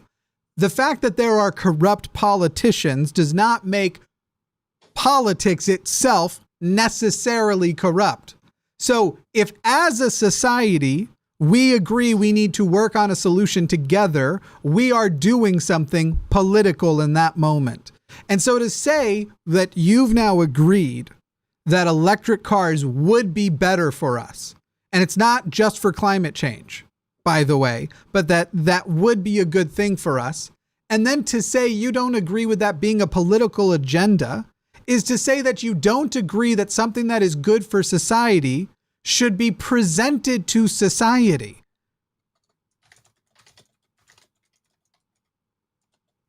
I'm done. I don't know how to do more. I will not spend any more time speaking with someone who says, I don't know what political actually means, but I know it's fucking bad, especially when it advocates for things that I just agreed were good. This is a level of stupidity that I don't know how to cope with. Stop watching Fox News, Landry. That's my final bit of advice for you. It's funny because I tell everybody else to not watch Fox News. Well, you sound exactly like you sound like the kind of left-wing go person watch some that they fucking put science. Go read a dictionary or an encyclopedia on what political means. Everybody is using these same. You don't know a thing. Same tactics, you might be the most clueless individual I've ever had the displeasure of having a conversation with. Go to Wikipedia and look up politics and learn something. Yeah. Yeah. That's it for us, Landry. That's it for you today. Seriously, go bring back an argument that you have a data set to reference, evidence to reference, and not be just throwing it out there to check the vibe. My biggest data set is definitely atheist. Don't and care. Mormonism. Goodbye. That's not a data set. anyway, I already hung up, but He doesn't know what a data set is. He doesn't know what atheism and climate Mormonism. change is. He doesn't know what climate change is. He doesn't know what the fucking power grid's about. He doesn't know what the causes are. He doesn't know the difference between correlation and causation. He just knows some fucking bumper sticker clip on a fallacy that somebody gave. He doesn't know what politics are. He doesn't know what data set is. The guy knows nothing. What do Mormons teach people? Mormons are like, I gave him a video by a Mormon that explains climate change very well. So you can't blame Mormonism for this. Not to say that there aren't a lot of Fox News Mormons. There are, but I tell people all the time not to watch Fox News. Okay. He honestly, like, if that's true, he seems like the kind of left-wing person Fox News has on to be the representative of the left, so that people can go, wow, look how bad the left is at this. I kind of want to see. I was having a good day. We've got a global warming theories theist on. May as well take it back to back. You think? Go for it. Wait, give me 10 seconds. All right. So it's incredibly frustrating because, first of all, I tried to bend over backwards and make this as clear as possible, because it doesn't matter if you're convinced that it's human caused. It doesn't matter whether it's human caused or not. There may be nothing we can do. We may already be screwed, and it may be that the data we have is a hot mess, and we'll find out that this was just a weird, anomalous blip of a mistake that just happened to coincide with from the Industrial Revolution onward and our production of usage of fossils. Maybe it was all a mistake, and the Earth will have some way to correct itself. Maybe. But one of my favorite comments ever about climate change, which is what I tried to get us to, which is set aside what caused it. How do we cure it?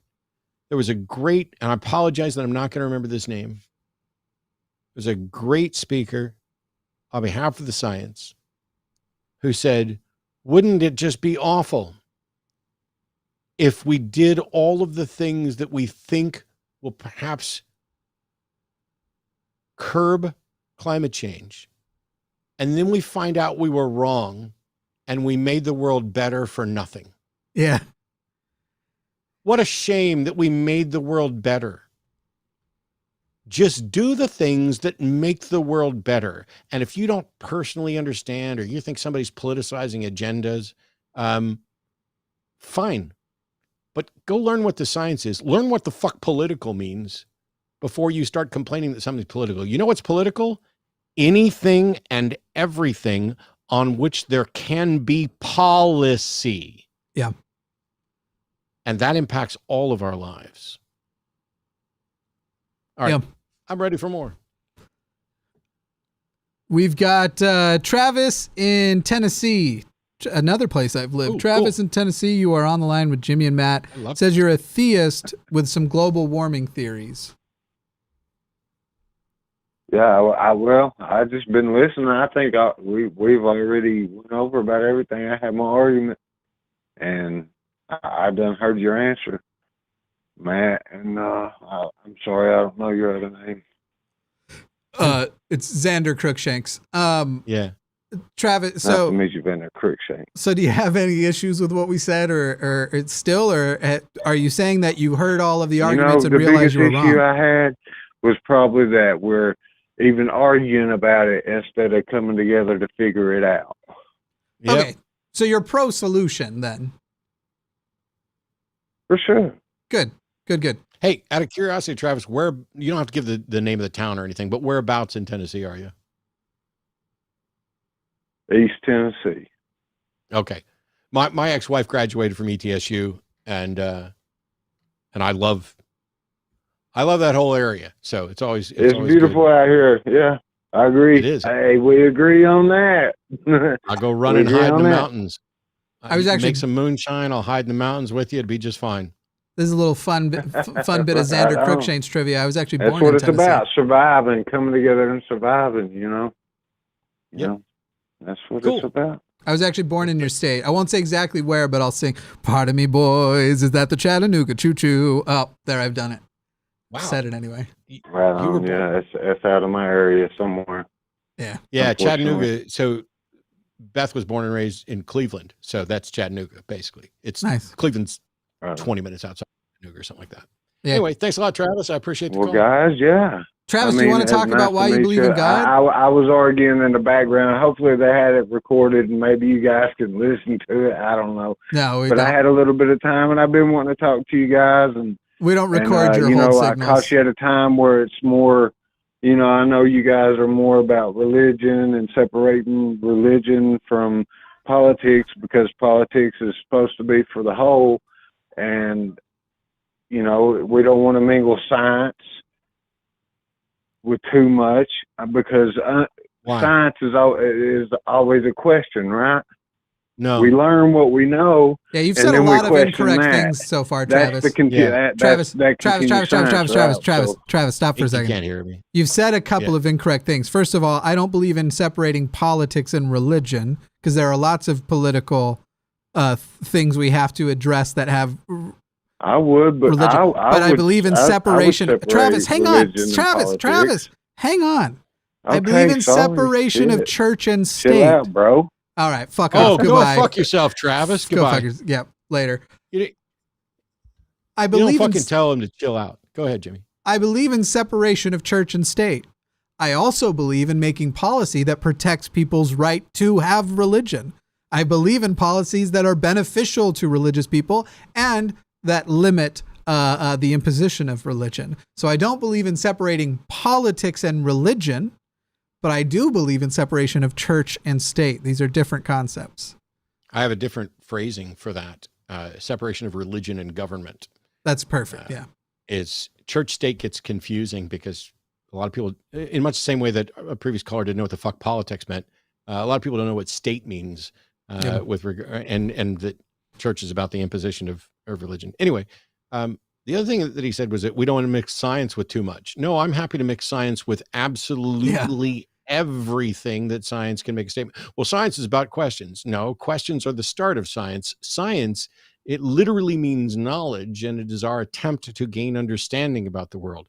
Science is the most consistently reliable, useful method that we have of determining key things about reality. I can imagine few things that would be more important to your understanding of the world in every aspect, from religion all the way through to politics and government, than science. I just like being told to chill out after somebody has not realized that they've talked over and interrupted 2 or 3 times already at that point and was trying to tell me to chill out and saying, "Hey man, let me finish my sentence before you start responding to it, because you're already responding to a different point. It's not even what I'm saying." I just want to take one more call. And so I'm fine doing both. This has been the highlight of my month. Right. This month has sucked. This feels good. Yeah. Maria and Arthur, we're going to get to both of you. We're going to get to Maria right now. So Maria in New York is an atheist. If this pops up, pronouns are she, her, who has a question or a comment about anti-natalism. So welcome, Maria. You're on the air on the hang up. Say it again. I said, welcome. You're on the air on the hang up. Oh, good to see. Good to hear from you. Yeah, I was. I guess I think that the anti-natalist people have a point, although I'm not really like trying to insist that nobody have children besides me or whatever. I think Benatar is like the evaluation of the actual quality of life is. Go ahead. Well, if you're saying that you agree with principles of antinatalism and therefore you don't want to bring a kid into the world, that's entirely your prerogative. And if you're saying that you're not trying to impose that on anybody else, then I don't know that how consistent you are with antinatalists.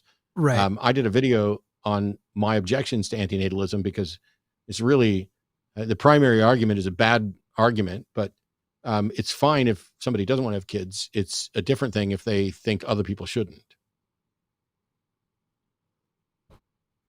Yeah, well, I guess I'm just not pushed enough for it then. You're not Well, wrong. no, it's not about whether you're pushy enough. It's about whether or not you believe your decision on having kids and that the basis of your decision should extend past your decision. It's kind of like, I remember I had an argument with it wasn't a long argument. It was more of I corrected somebody who said something like, people just need to understand that just because I'm pro-life doesn't mean I don't want them to have the option to get an abortion. I just don't want to have abortions. And I corrected them and went, no, that's called pro-choice. If you don't want to have an abortion, that doesn't make you pro-life. It's about whether or not other people should have that access. So Maria, if anti-natalistic things have made you decide you don't want to have children, that it doesn't necessarily make you an anti-natalist if you're talking about joining that as a movement, unless you are talking about presenting that in a way that would influence other people to be an anti-natalist. Actually, it could, but I need an answer to one question, Maria, and that is, if I choose to have children, do you think that I have done something immoral by that decision?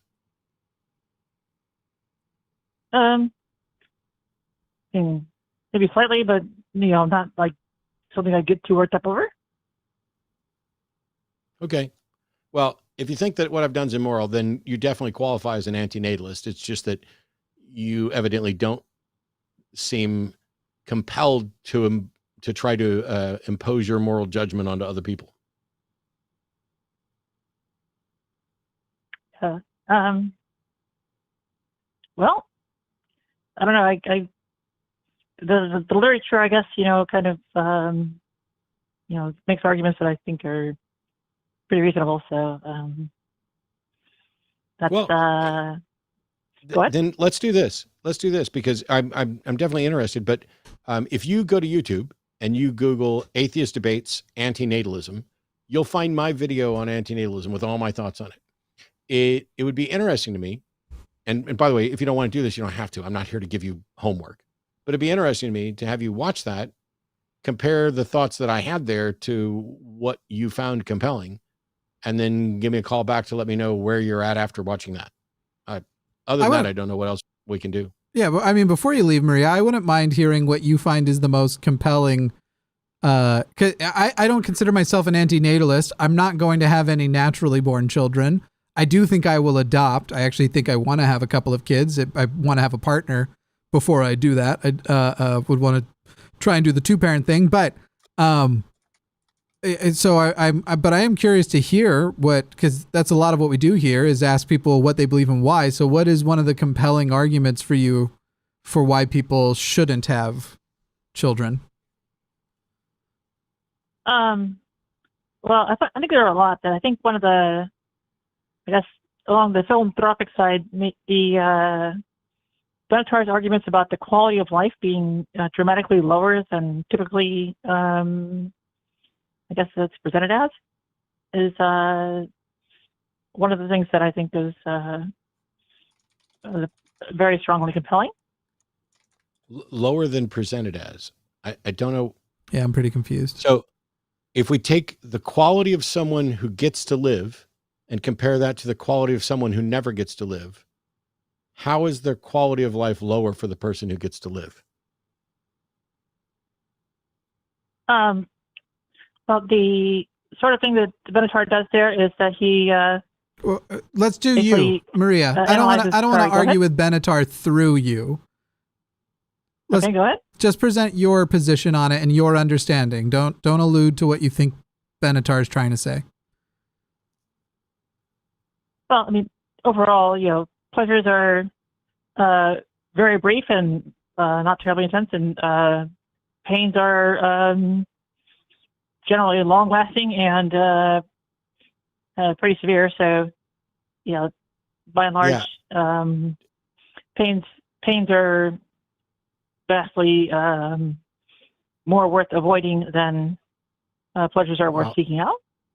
So first of all, I disagree with that is the normative experience for anyone and everyone. I think there are people who have much more pleasure than they do suffering. There are also people who have more suffering than have pleasure, but to put them both on like a simple balance scale that until there's more pleasure, quantity or quality wise. What if a moment's pleasure is worth to someone a week's pain? I think that would be pretty atypical. I think by and large, people are not really I didn't able ask. to endure that. Go ahead. Do you not think that each individual gets to evaluate what sort of pleasure they're willing to accept compared to what sort of pain they're willing to accept? Doesn't each person get to make that decision for themselves? Oh, sure, of course. Okay. I just think that So if someone is fine with a moment's pleasure and trading that for a week's pain, who are you to say they shouldn't?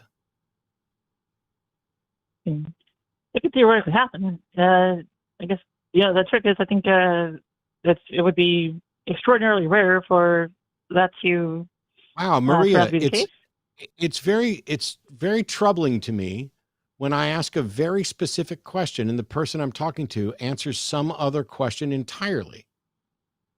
So the question was, if there's a person, and we all get to decide for ourselves, if somebody decides that a brief moment's worth of pain, of pleasure, is for them worth a week's worth of suffering, who are you to say they're wrong? That was the question. I wouldn't dictate to the individual, no. I don't understand what you said. Repeat yourself, please. I'm sorry, I said I wouldn't dictate to the individual. Okay. So if it's up to the individual to decide, then you don't get to say that they're wrong or that it's immoral or that there's too little pleasure for the amount of suffering. None of those things are things you can say unless you're willing to say that the other person is wrong.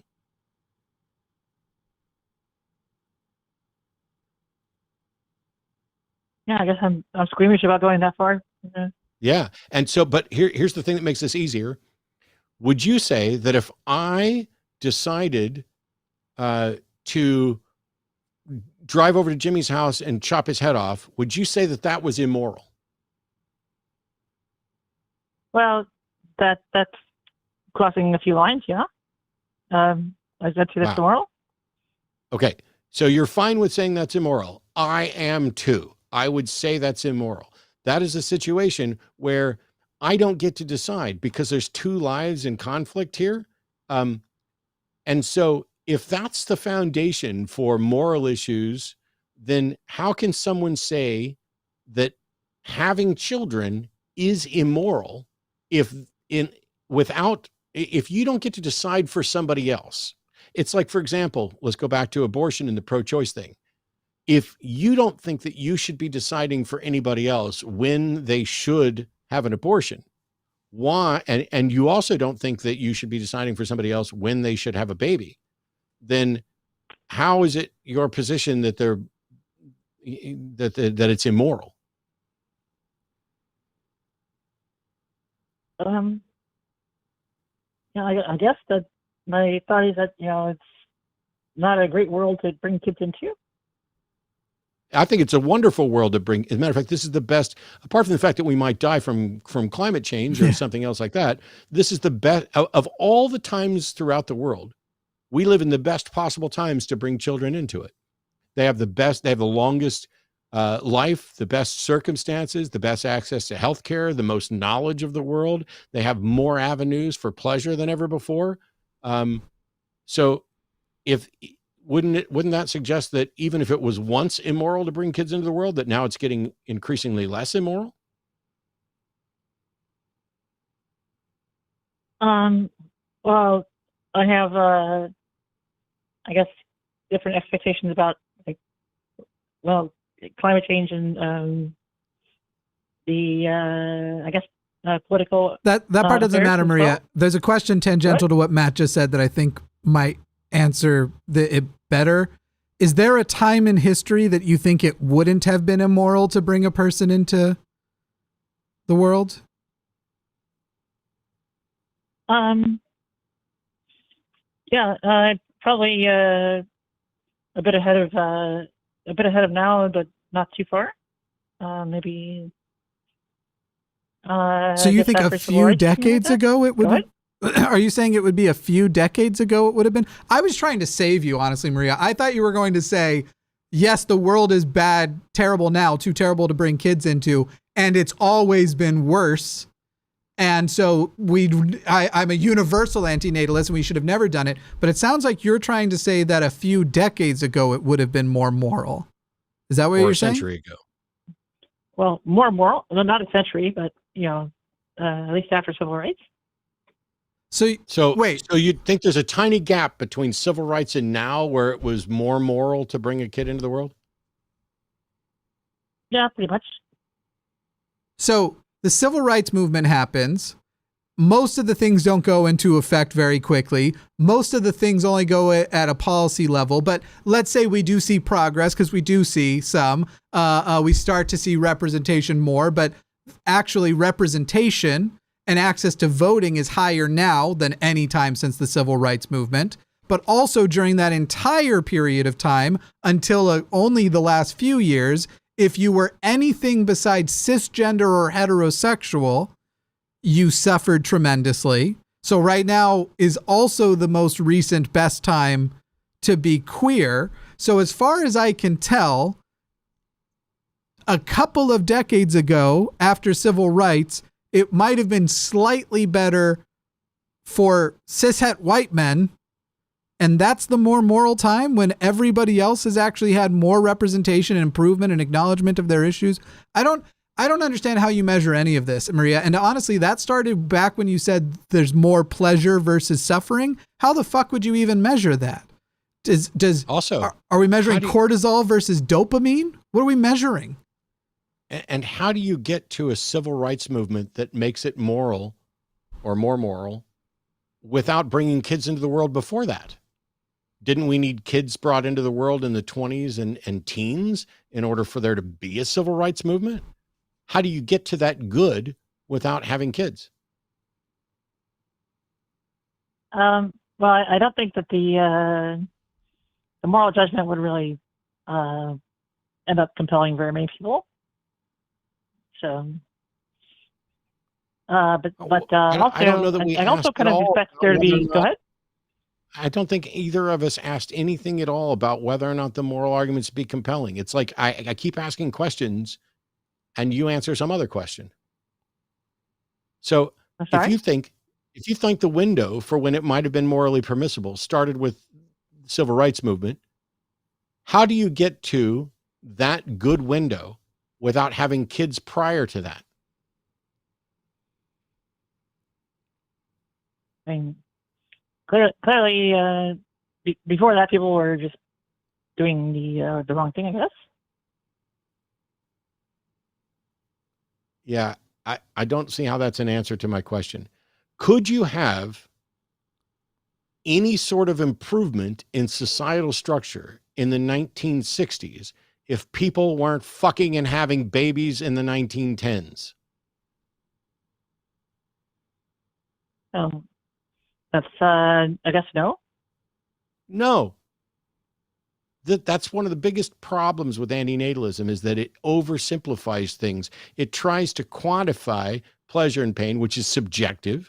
It tries to quantify benefit and harm, which is also a bit subjective.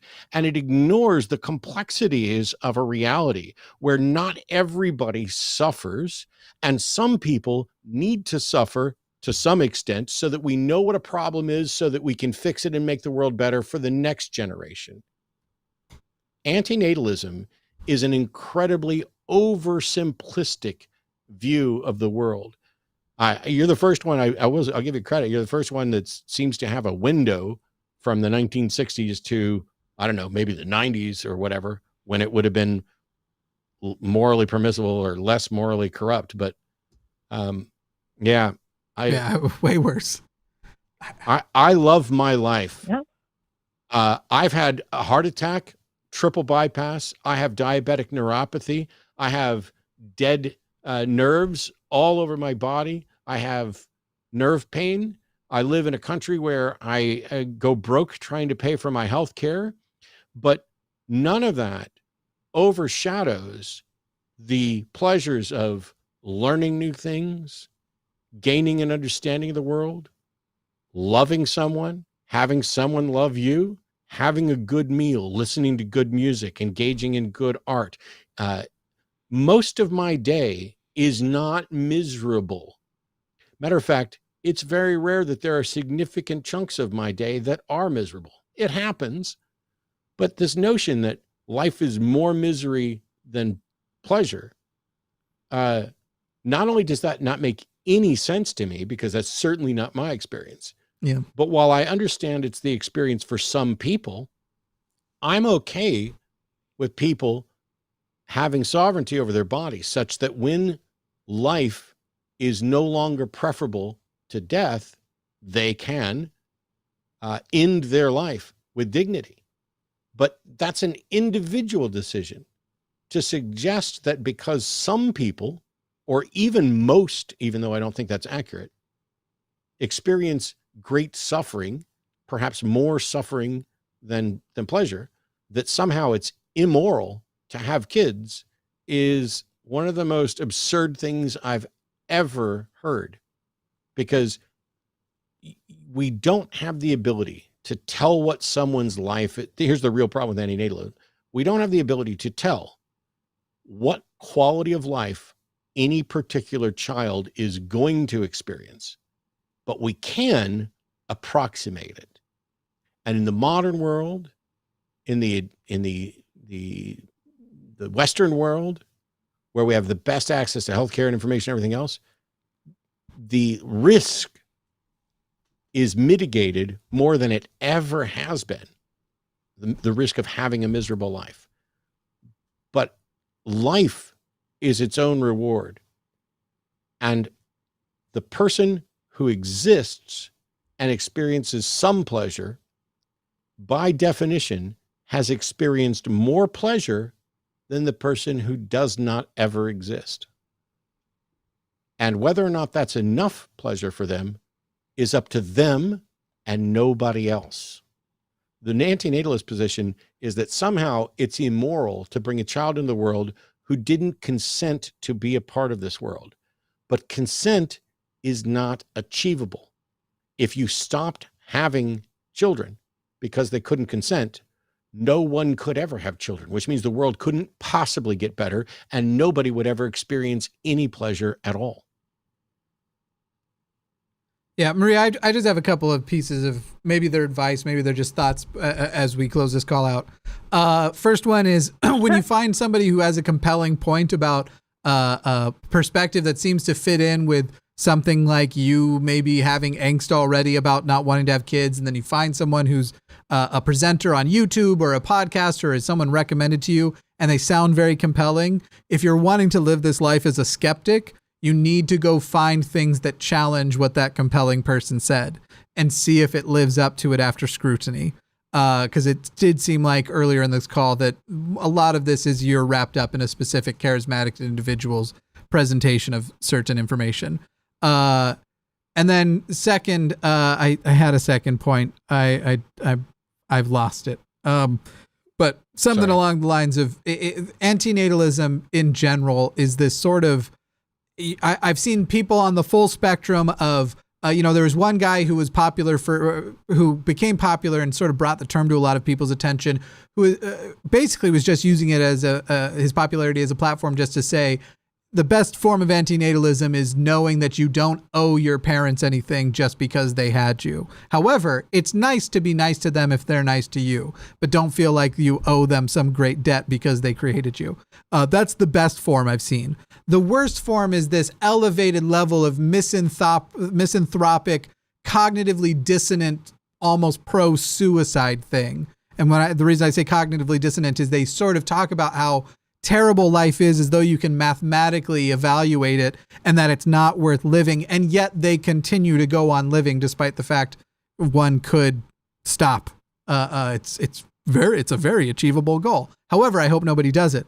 And then also those who are at the extreme end, somewhat genocidal, even that they just think all humankind should be murdered and destroyed and all that stuff. Which the FLS, yeah. And so basically the thing I'm trying to tell you is there are elements of what you're looking into that are more extreme than what you're representing, and you need to find, when you come across a charismatic individual who is resonating with you, those are the most important times to go and challenge it, because it is very, very easy to accept things that you want to hear, because you're projecting your own existence. And I suspect that's some of what's going on here. I suspect, Maria, that because you suffer right now more than any time you've suffered in history, when somebody else says humans suffer more than any time in history, you just accept that as true. Or just the idea of, if you just try to audit and you hear the phrase, you suffer more than you have pleasure, like a review board on an Amazon product or a Yelp review, you're more likely to notice the garbage times than the good times. And so I think you're doing an awful lot of personalizing these concepts, and I would beware. You're not doing any real harm to decide, if you're keeping it to yourself, that someone else is immoral for having a kid. You're just kind of being an asshole if you don't actually have a good enough basis for that belief. So I challenge you to challenge yourself and what you're taking on. Yeah. Well, I'm kind of like not in the. I was never really going to be able to have kids, and by and large don't really deal with too many people who are able to. So you should drop that attitude immediately. If you want to have kids, you can have kids. Okay? They might not be biologically yours, but if you did come to the decision you want to have kids need people to make that decision. Lots of them do. About half of my siblings, unfortunately, the people who decided to take them on, I would argue maybe shouldn't have. And I would argue that maybe I would have been better off in the adoption system than the system I ended up in. But that's just me. You should drop the attitude. I know it's something hard, and so I'm not saying it's easy if you have to do it with therapy or whatever. But as you are sort of retreating into a depression on the basis of I can't have children, yes, you absolutely can. And stop falling for the societal lie or cultural lie that your ability to have children is only biological, and that there is some value in only being a biological mother or father versus anything else.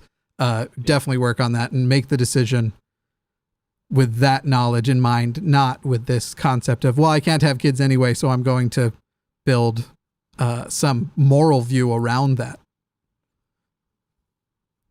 Yeah, I mean, I'm not like the most, I guess, passionate about all this.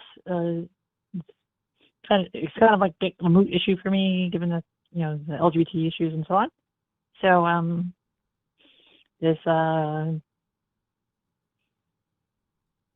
it's just not too big a deal. But do you acknowledge that it is the best time in all of human history to be LGBTQ plus? Not for much longer. What does that mean? I expect there are bad events coming up soon. Okay, I think bad things are coming soon too, but I still think that overall you see a trend throughout history that the most likely course is to follow that same trend, and that we're going to see overall improvements. Even just the option to be out and trans means that it is a better time to be trans than any point in American history, certainly. The fact that you can be out at all. Yes, there are obviously dangers and things that come with that. And I'm not saying it's good that American society is good too, but better than they've ever been. But I don't know. I guess I can be pretty doomer myself, but it sounds like you're thinking some sort of queer Holocaust is coming. Have you read Project 2525? Project 2025? No, but go ahead. Whether or not I can't imagine a book affecting. Go make the point that you want to make from it. No, it's the Heritage Foundation plan for the incoming Republican president to implement in after inauguration. That's what that is. Yeah. So The Heritage Foundation published it. Go ahead. right. Okay. So I assume you're talking about the fact that Republicans are still going to try and make queer rights and stuff illegal again, right? Not a Holocaust, but make it harder to be queer in American society.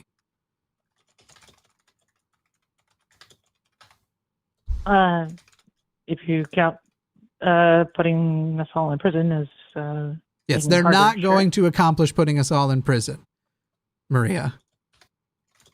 That's not something they can accomplish. They don't have most of the American people's approval of it. They don't even have most of Congress's approval, and the president isn't a king. The president can't just jump in. So as far as things they're going to work toward, playing the long game like they played with Roe versus Wade, certainly that stuff is going to happen, but it's not as though just because we might get a Vivek Ramaswamy who seems insane enough to say something crazy like that, that they would succeed. And by the way, the moment they started locking people up for queer, just for being queer, that's when a different type of rebellion and protest happens that I'm not sure I could say on YouTube because might sound like I'm advocating for something.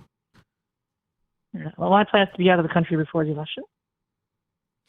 You think that where in the world do you think would be better to be queer than the U.S.? There are a couple of places that are at least as good, but parts of this country Colorado is probably the safest place in the world to be if you are queer. And other states like Colorado. Where is it you're retreating to?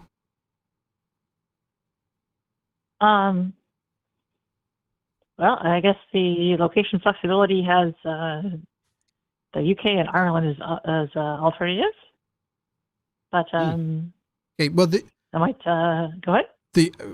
Ireland might be slightly better than the UK, but the UK, all the things that are happening in America right now are happening. I had this argument with a friend not too long ago who I had made a similar point, and they were like, well, Spain is this like progressive bastion. Spain has a party called the Vox Party that is literally the one that is growing and is trending to be the most powerful party in Spain in the next few years, and they are fully fucking fascist. So I retreating to Europe isn't a fix, it's a delay. Europe is not doing great. I don't know. Again, I don't know why. If somebody's going to retreat right now, I'm not leaving America. I might leave a state. I understand people leaving Texas if you're a woman and you need abortion care, or you are queer and you don't feel safe here. But again, I don't understand. I haven't understand this. I'm going to flee America. There would be secessions before fleeing would be necessary, and America would break up into other countries. Not to say that I think America's perfect or great or anything. I just don't. I feel like you're very much oversimplifying and buying into a lot of sort of doomer-esque hype. And it's weird that I'm the one telling somebody off for that, because I can be quite doomery myself, but you take it really a step much too far. Yeah, well, I don't think too many people are going to lift a finger to really help out when the going gets tough. So why do you think anywhere in the world is going to be? You seem to just think humans are garbage. You know that there are humans everywhere else, and that America actually is the single most diverse modern nation there is. So anywhere that's going to solve it because they have a civilization that necessitates it is going to be America before anywhere else. This is also when people talk about like, well, Canada's so much better. Canada has like 4% black population. And as far as like the white versus non-white, you're literally in the place where diversity is being solved for. And it's why we see so much. Like it's so much is on display. And again, I'm not a patriot at all.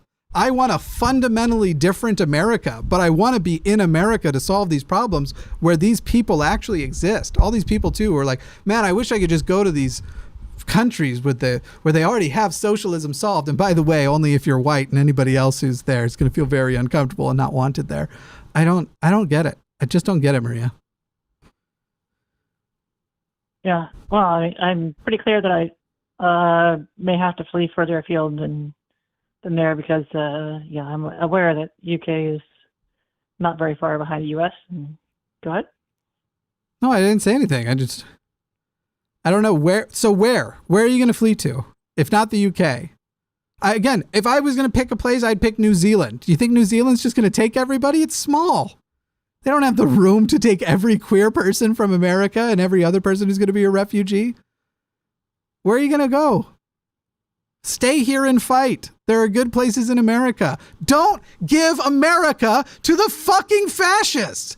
I just had this conversation with an Egyptian woman who she's having trouble with the fact that like getting activism there, people are just giving up. Queers and people there on both climate change and queer action, people are just giving up because they're like, well, it just sucks, so whatever. And so Egypt's just going to be lost. And Modi is just going to be the guy who runs that whole fucking place. And wait, Modi is India. Al-Sisi is going to just run Egypt. But same thing for India, Modi. Like, how about we fucking keep America? Like this, why is the plan right now when there are safe havens in America, when places like Colorado and California exist? And by the way, California, so much of this country is dependent on the income they get from California and New York. As much as the South and the Republicans like to pretend any type of secession is possible or that they could go to war, all of their societies and economies would crumble, and yet New York and California could live without them.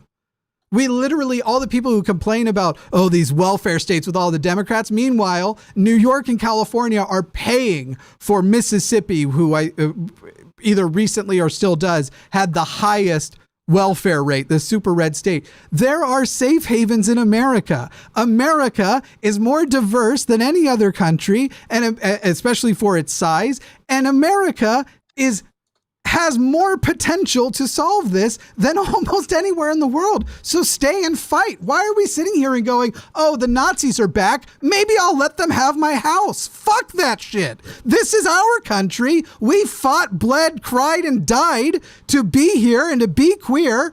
They can fucking get used to it, or frankly, they can go off to some other island and die. What is your pessimism and misanthropy and your expectation of whatever? Fucking, that's the shit that's worth dying for. If you really think that's the potential future, stay around and fight for it, for whatever it takes. But it's not going to be we're not going to be fighting the next Holocaust. They can't. This country doesn't work if all of the left wing and progressive people abandon it. They would crumble. Their fucking little cell phones wouldn't work. What is, the world sucks. I acknowledge that it sucks, but fucking Christ, fight for something. It might be slightly short of a Holocaust because it might not be like slightly short. But, go ahead. Slightly short. What is it, Maria? Sorry, I think maybe you're not equipped for this conversation, and I'm getting over impassioned towards somebody who doesn't realize that economically they can't turn their back on us. They can't actually. Texas can't leave. They can't actually secede. It couldn't secede, even if it wanted to. Neither can all of these red states. They can't live without our. You don't think what? I don't think they'll try. I don't think they'll try to. I think they're going to try to impose their things on the rest of us. What them and what army? The army is pretty right-wing and full of... No, the military does not operate right-wing. There are plenty of Republicans in it. The leadership, actually, the higher you go up, the less likely you are to be Republican.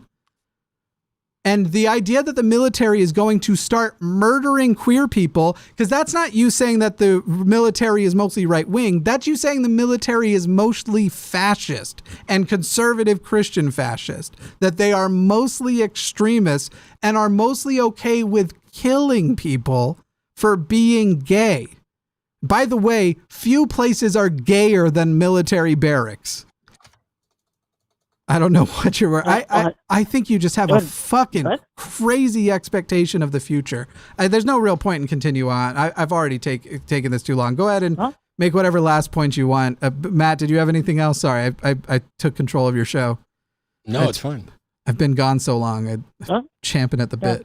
I guess. Sorry, I was disappointing. Thanks again. Have a good night. You're not disappointing. I just don't. I just hope you fucking, I don't know if it's therapy. I don't know if it's community. I don't know if you need friends. I don't know what it is you need, but the world is not as bad as you think it is. And the Holocaust of American queer people is not about to happen. And there are real world Holocausts, not that level. Well, North Korea's, I think we're going to look back as a humanitarian nightmare similar to the Holocaust, and wonder how the fuck we did absolutely nothing about it. I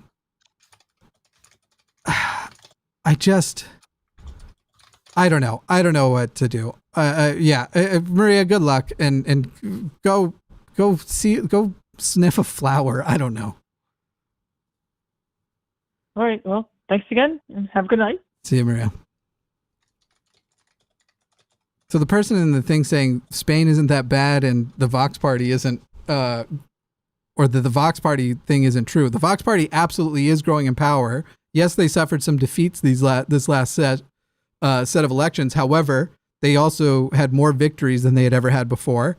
You are also seeing public sentiment and polling increase for them, but also like Spain is not very welcoming to people who are not Spanish. Also, they also have their own bigotry issues, and you see that represented in the lack of diversity in their population. And they'll say a lot of people in Spain speak very progressively, but this idea that Spain is this progressive haven in the world and has no issues is not correct. Not correct. What was going on in chat? Nothing. I'm arguing with somebody in Twitter, actually.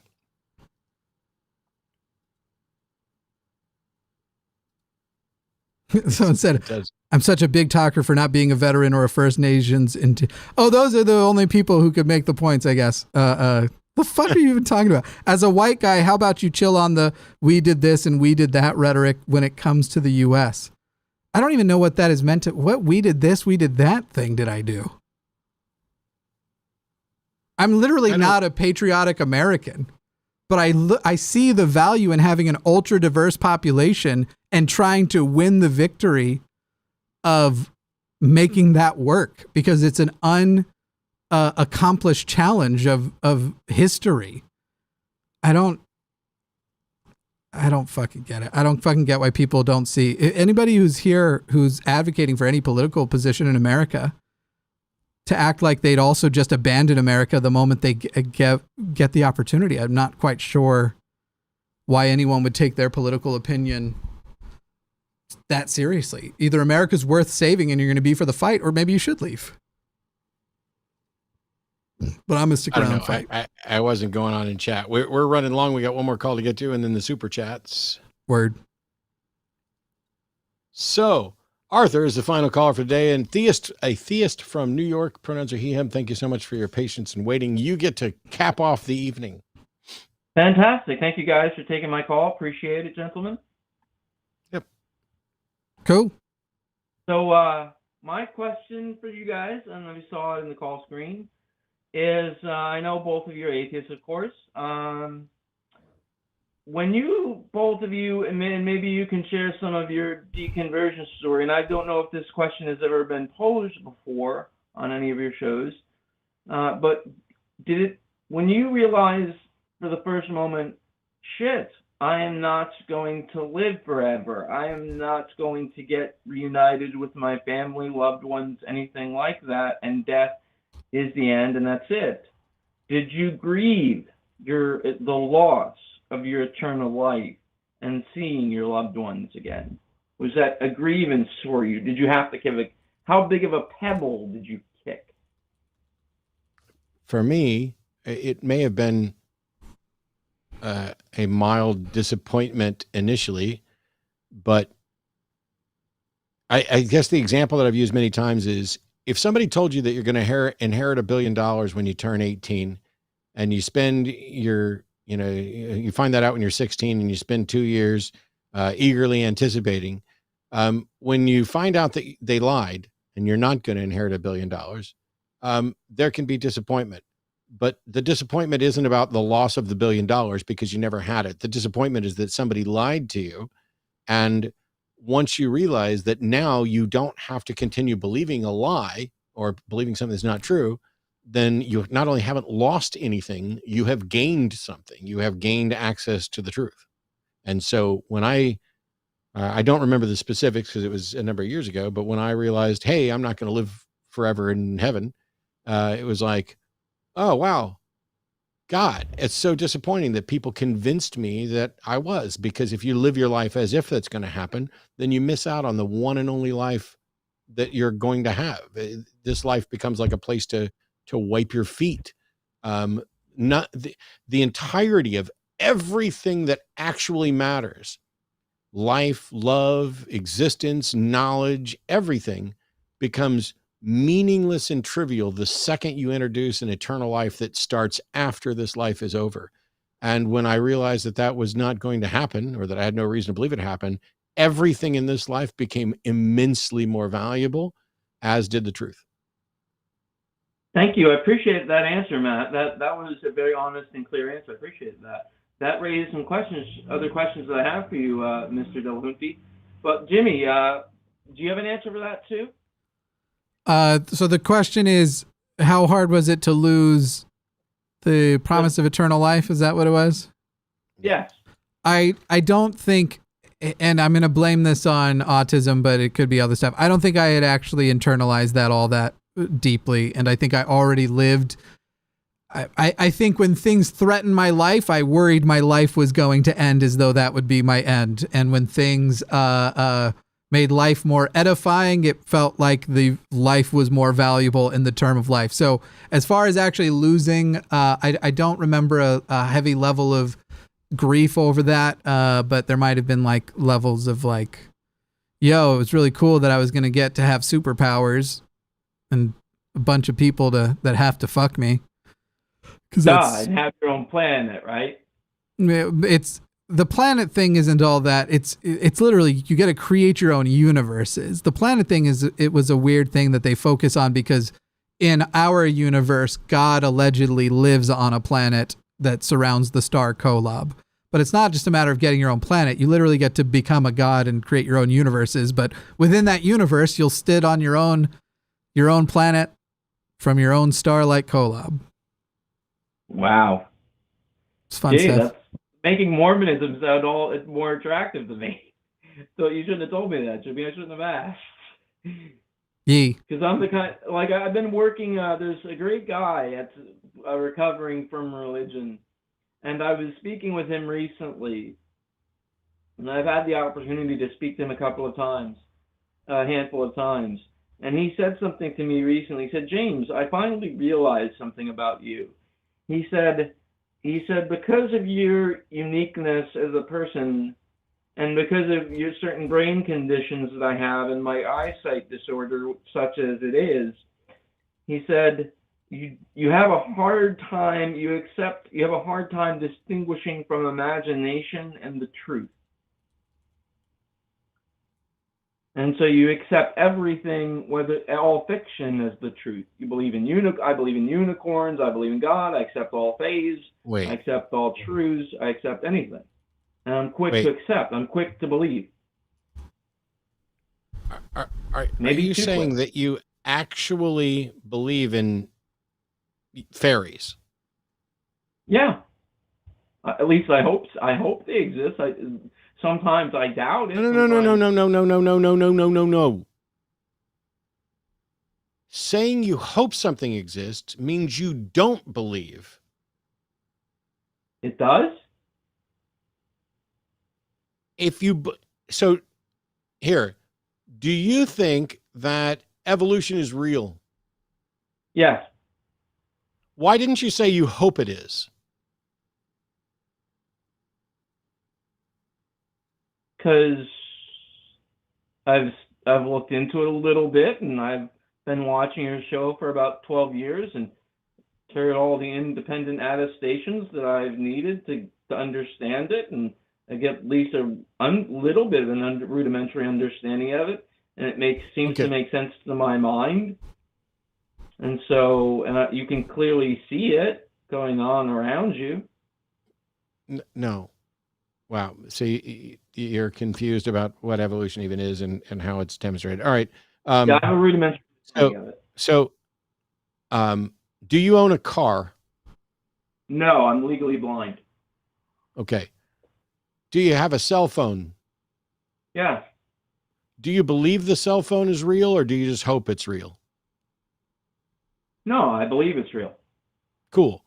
So when I say, do you believe in fairies? And you say, I do. And then you say, I hope they're real. What's the difference between actually believing fairies are real and hoping they're real? I guess when you say I believe they're real, you're actually saying that you really do believe it. But like when you say I hope, you kind of like maybe you're like, this is a hard one for me to answer, Matthew, because I have a rare Matt. I just have to I have to back up. And honestly, I'm not a troll. I don't want to digress into something, but like I have a rare eyesight disorder, and from the back of my retinas into my visual cortex and throughout my brain, my visual nerves don't run the same pathways as a normally sighted person's. I'm an albino. I don't understand how that's relevant. I can literally feel my own brain. I don't understand how that's relevant. Somehow I believe that has augmented my ability to perceive fact from fiction and imagination from truth. And I'm always in a state of cognitive dissonance. Well, you said that. So you think that this visual perception issue in your eyes makes it so that you are not good at distinguishing fact from fiction? Yes. Cool. How do you deal with that? For example, is there anything you don't believe?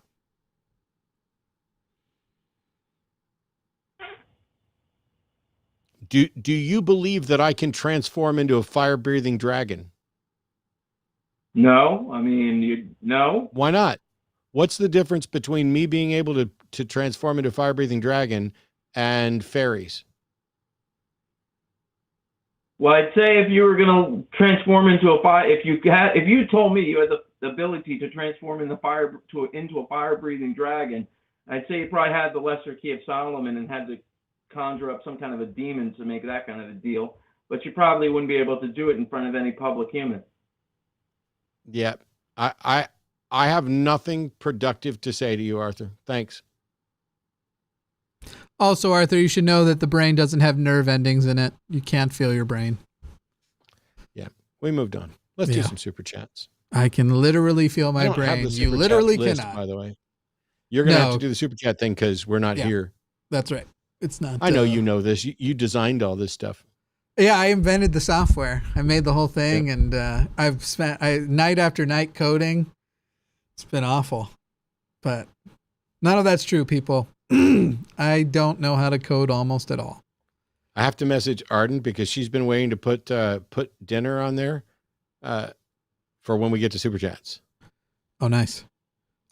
I'll have Baker's Gold. We went to Pluckers today already. The Dr. Pepper ones. I haven't had those in forever. I haven't had Pluckers in forever. Haven't either. I haven't really left my house to eat in forever and won't for a while longer. Once you're ready to go out and eat, we definitely have to go out and eat. Yeah. Oh, yeah. You know what we should do? We should see about having a line gathering at a dinner place on a Sunday after the Sunday show sometime the next month or so. Yeah. I probably won't be, my immune system will probably not be ready for a group gathering in a month, but y'all should do. We can still arrange something. We can get some Zoom stuff going also with the local group.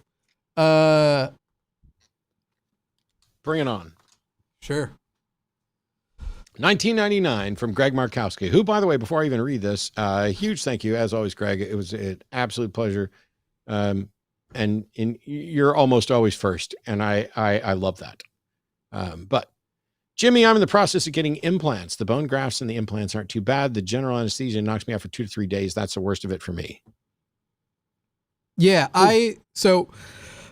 because of some stuff, again, I don't go too deep into stuff, but I they basically don't use general anesthesia on me anymore unless they absolutely have to. So yeah. Sorry, I'm having a little bit of back and forth in chat. Well, if somebody's going to poorly misinterpret something, that doesn't sound like a function I need to be responsible for. But whatever. $49.99 from J Double Dub. Hey, everybody, get your super chats in right now, by the way. Anything of $10 or more, and we'll read them in. We should probably do those calls to action every now and then. So here's your call to action. Send in your super chat, $10 or more, and we'll get those before the show is wrapped up. And we'll go probably for as long as they are going or until I collapse. Like the Eminem song. This one's you, I think. $9.99 from Jason Friedman for both. When y'all think of the future of humanity, y'all have hope that we'll be okay, or are we fucked? Oh, wow. I think. Sorry, go ahead. Okay. No. You do it. I don't have a good answer. Obviously, I have hope in practice because I'm fighting for a better future.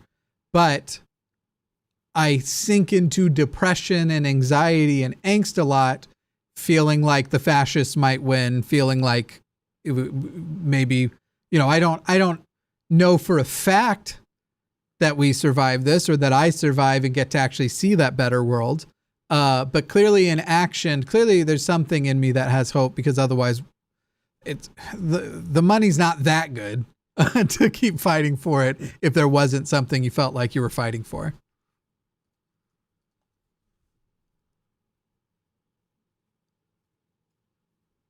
But we might be fucked. That could be.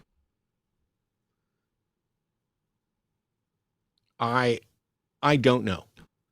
I have no way of telling how fucked we are or aren't right now. And that is incredibly frustrating. I find the number of different ways in which we could be fucked seems to greatly outweigh the ways in which we're probably not. And that makes me more than a little pessimistic.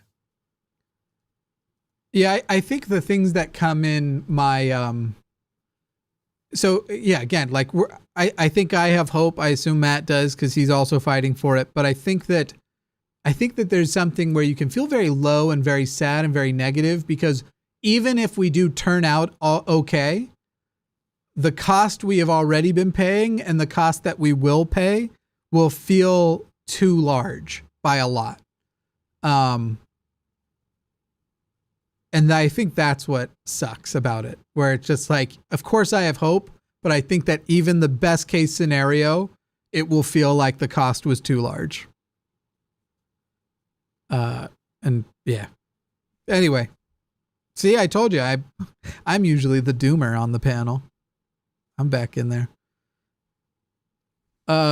This is €5.99, I think. I don't know. It must have been yellow though, so it must have reached the $10 mark. I think that's euro. Yeah.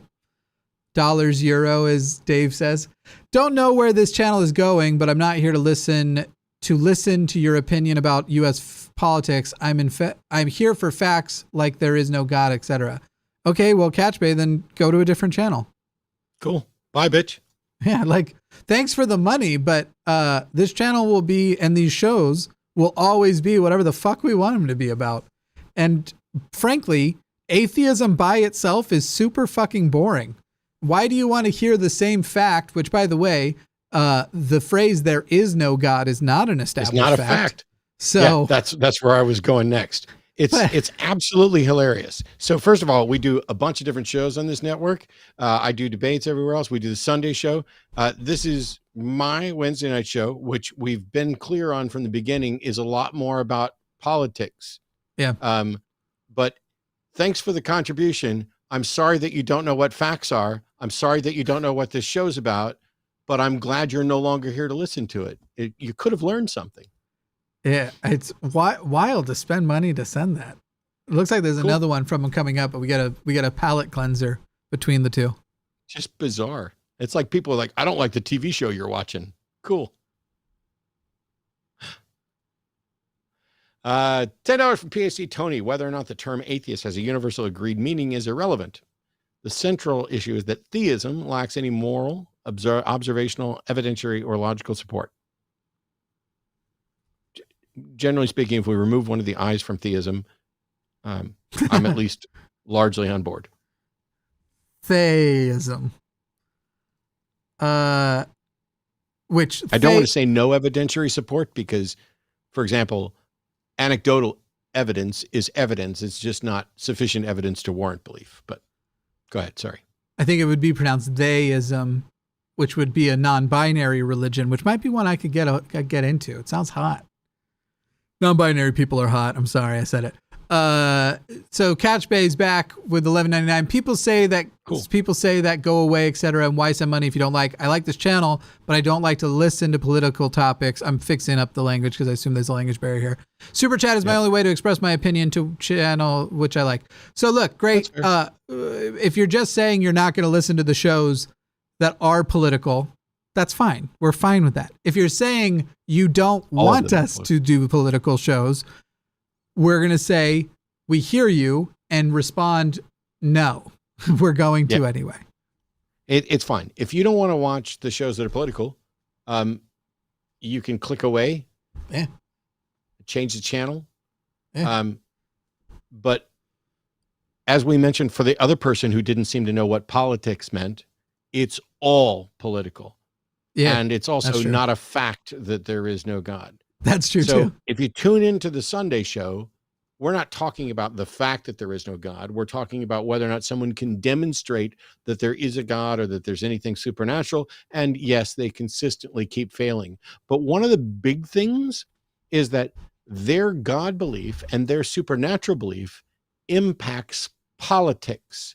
We've lost Roe v. Wade in the Supreme Court because of religion.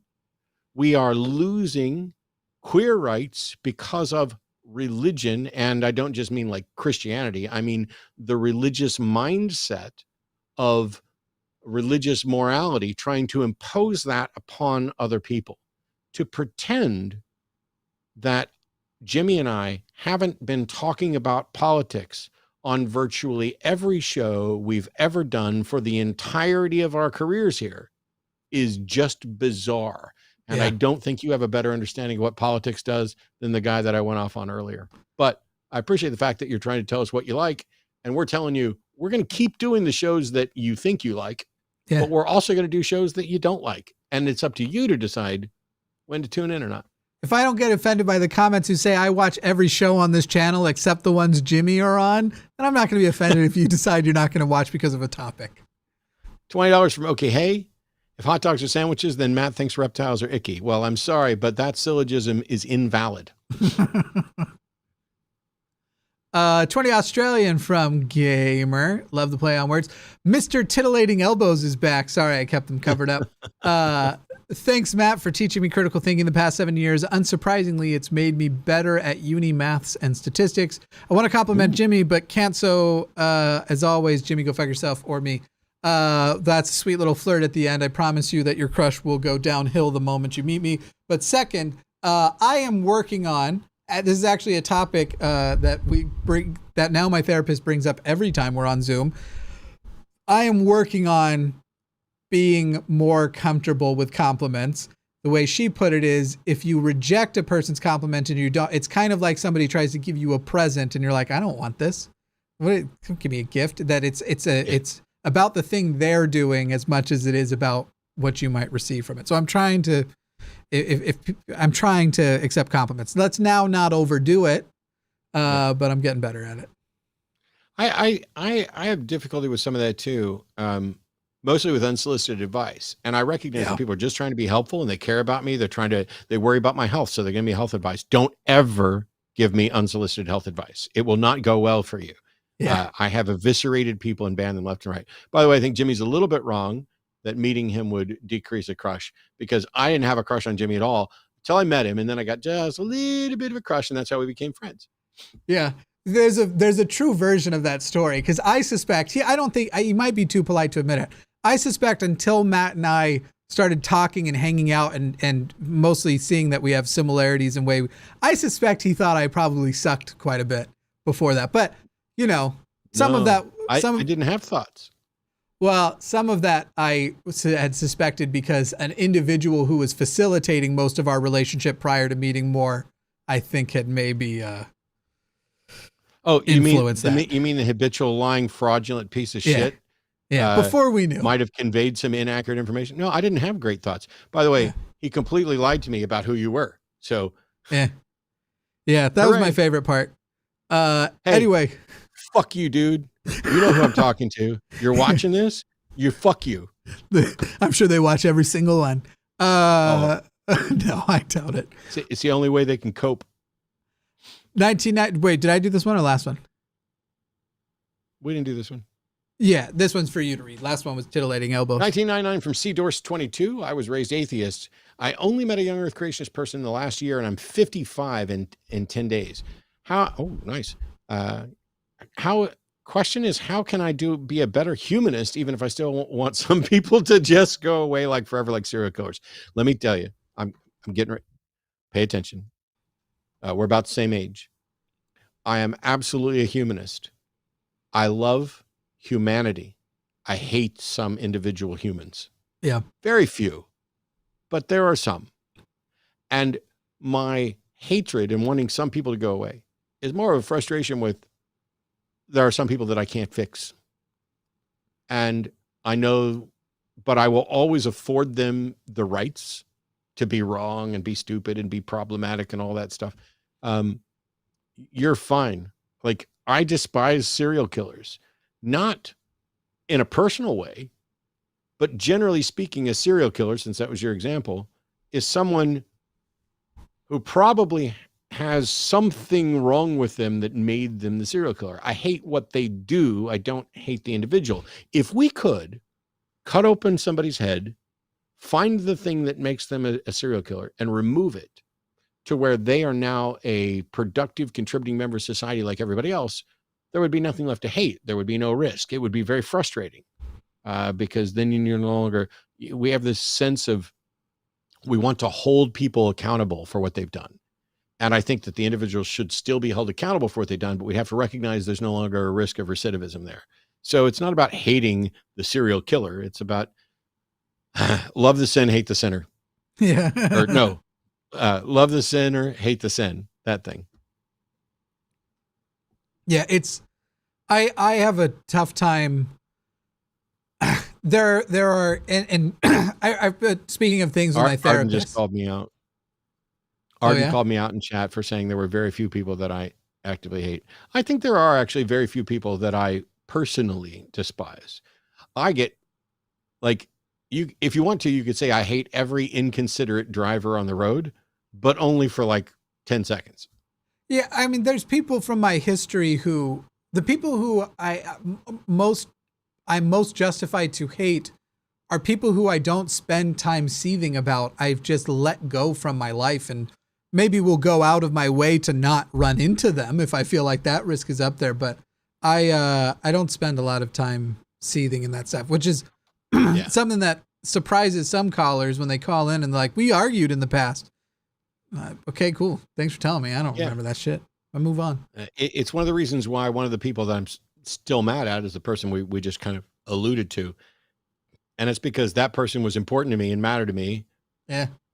The people who I don't have any strong tie to, I don't remain hung up that,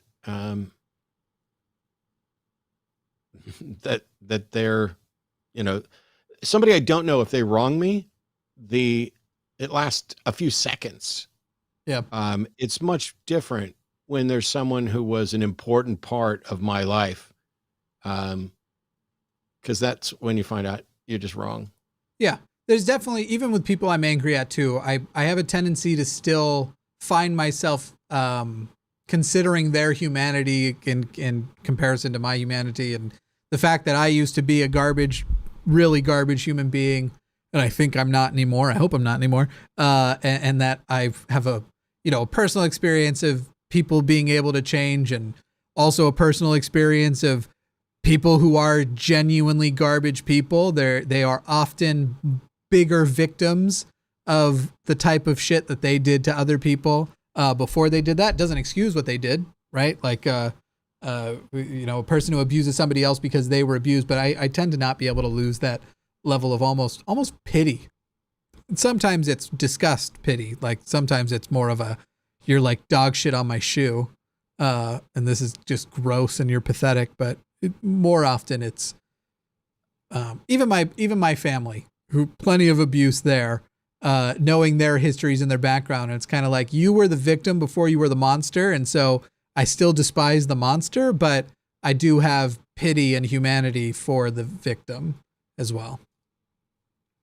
Anyway, that's, my sentences are getting less coherent as the night goes on, as I'm feeling my body wish I would get in bed. So we're going to keep blowing through these.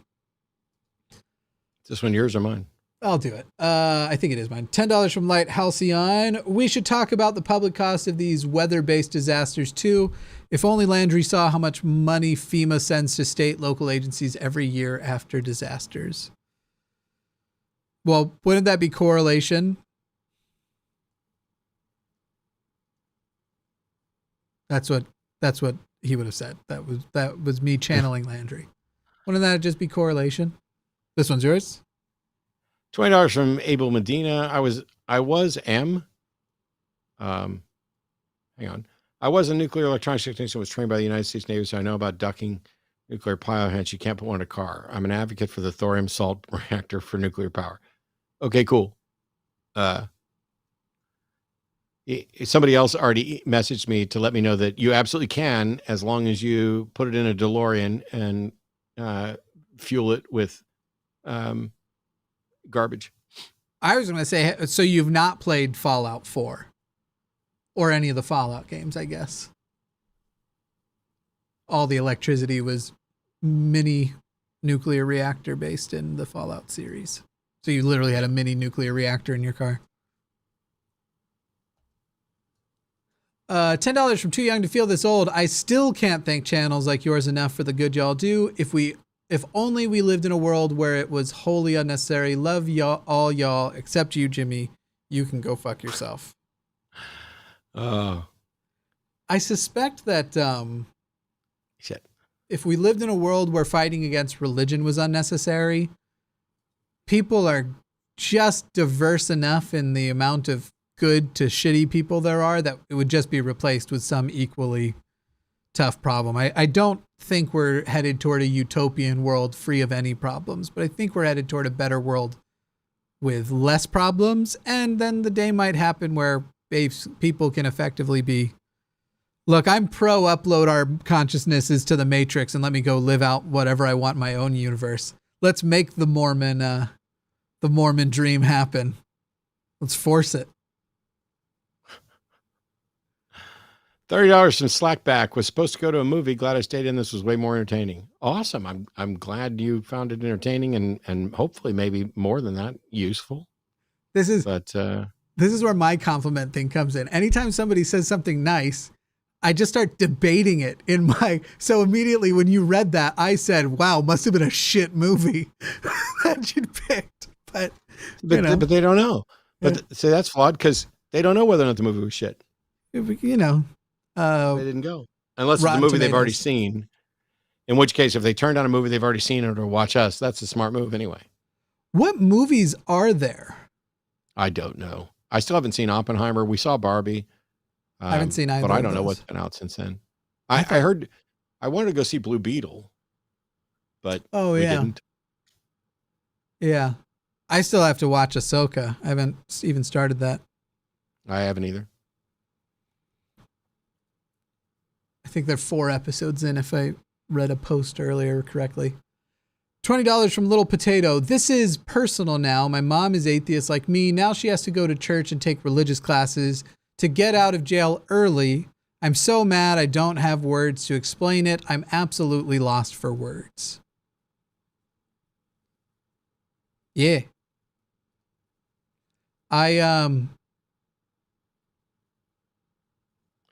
You should probably reach out to somebody because I'm assuming you're in the United States. If you are, then they can't make your mom take religious classes to get out of jail early. And she should contact the Freedom from Religion Foundation and Americans United for Separation of Church and State and potentially American Atheists. If you're not in the United States, well, I guess you could talk to organizations in your area. I'm guessing what this means, if it's what I suspect it is, if you are in America, it's that your mom went in front of a parole board, and that the fact that she maybe answered that she wasn't going to jail, church, or anything like that, that somebody had cued her in that she'd be more likely to be approved for parole if she could answer yes to that question. Because that was a big problem with Florida years ago, and I think actually may still be a problem, that the people who are in charge of granting parole are the governor and a couple other people. And the governor at the time, who was that bald asshole, not Matt, sorry, I couldn't resist. What was the name? Scott something? Rick Scott? Yeah. He would ask that every time if people were going to church, and it would appear on that basis, grant parole early or not. I assume it's 10 pounds for something Faye. like that. Matt, you said most people prefer to be alive. Did I say that? Is there a percent of people who dislike being alive that would lend weight to the position? Jimmy, when do you think socialism will stop being a slur in the United States? I'm not convinced I did say that most people like being alive, because I don't know that I have the ability to assess that, other than most people stay alive when they didn't necessarily need to. So I guess perhaps you could infer that. But it doesn't matter if 99% of people that ever existed really didn't prefer to be alive. That doesn't change the value of life for those that want to remain alive. I think you could extrapolate some information out of the fact that I don't remember what the number is, but it's well over 50% of people, when faced with a terminal disease that has a 50% odds of being cured by treatment, that way more than 50% of people do choose that to pursue the treatment. I think you could say that suggests that since it's not as though cancers and things don't only pick people who do or don't like living. So you've got a pretty good random set there. And again, the fact that most people, even when the odds are, it's actually not even when the odds are 50% or higher. It's something like if the odds are, I don't remember the exact numbers, so look them up or take this with a grain of salt, but I think it was as low as even if the odds were only 15% or higher, way more than half of people pursue treatment than just allow themselves to die. So now there are perfectly valid arguments too of that could be influenced by people's fear of suffering that death or whatever else. Of course, there are always quicker ways out, and at any day of the week, a person can decide to not be alive. However, they shouldn't, and I hope none of you do, unless it's a death with dignity, terminal illness kind of thing, like we talk about on this channel. $20 from Alfred. What was the question? There was one that was after Jimmy. It was, Jimmy, when will socialism stop being a slur? Your guess is as good as mine. I have no data that would make my opinion on that relevant. Probably not while we're still doing the two-party system, though. And hopefully that's not forever, but maybe it is. I don't know. Hi, Matt and Jimmy. $20 from Alfred Honig. This is my first time catching you live since I got back from Navy boot camp. Hopped in at the perfect time for Jimmy's We Must Defend America speech. I had to partake in Christian ritual during boot, though. Did you? Be interesting. Because granted, I was a believer at the time that I was in Navy boot camp, but I don't recall being required to partake in any Christian ritual ever in boot camp. So I'm wondering, you don't have to send it. You can send another super chat. You don't have to send another super chat. If you're still around in chat, just type in real quick what Christian ritual you had to participate during boot camp. And by had, do you mean had or something like, because I know I've heard this before, that the only way you get those hours off are if you, it's kind of like smokers breaks. The people that they're at some jobs, smokers get more breaks than non-smokers. Now, when the other guys went to chapel, religious services, we got to sit quietly and not, we didn't get to go have fun, but they weren't having fun either. So yeah. I'm just curious as to what what it was. It's very interesting. If you just mean there was like a prayer at the ceremony, yeah, that's not you having to participate in Christian ritual. That is as bad as it is and as problematic as it is. That's, a different beast. $13.99 Canadian from an alleged money from Jerry Pateka. Great job tonight. Always learn something when I watch your show. Thanks so much. I clicked like, by the way. If you haven't clicked like, there's 660 of them. If you get 5 more now, 661, we'll get up to 666 likes.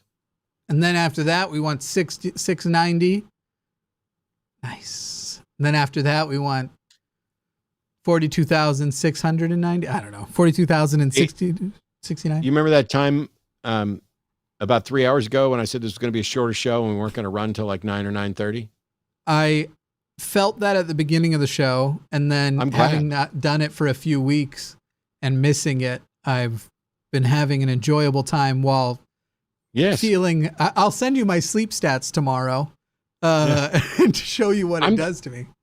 I'm genuinely thrilled that you felt up to it. I thought there were moments where I just sat back here and listened, and everything else is good because you've had too much time off. It's time to get you in, dude. This was critical. It's been miserable. I just sent you my sleep for the last few days, though. The same bar chart. This is. No one can really see it. On Tuesday, I slept for 43 minutes. Fun fact. Yeah, but today you got over 8 hours. That's good. Yeah, I think it's probably 2 3-hour sessions and then one nap, literally like right before the show. So it's doing a thing where I'm, and then on Monday, I slept 14 hours total. So it's very much. I had some medicine. My dinner's that's getting medication cold. related. Sorry. Okay. $20 from Jeff Edwards. Pluckers, fire in the hole. I'm in. Great show tonight. Go fuck yourself, Jimmy and Matt, if he's open to that. I am, but I don't do fire in the hole anymore, and it's not because I can't handle it. I can. I've done the fire in the hole challenge. I really don't like the fire in the hole sauce flavor. It's not the heat thing. I love habanero and everything else. But Matt has misheard that super chat. Pluckers, fire in the hole. I'm in. Great show tonight. Go fuck yourself, Jimmy. And Matt, if he's yeah, that wasn't the challenge he was offering. But I've fucked myself many times. Yeah, who isn't open to fucking themselves? It's sex with someone you love or can at least tolerate. All right, different experience, I guess. $9.99 from Aaron J. Keys. There we go. Thank you, Aaron.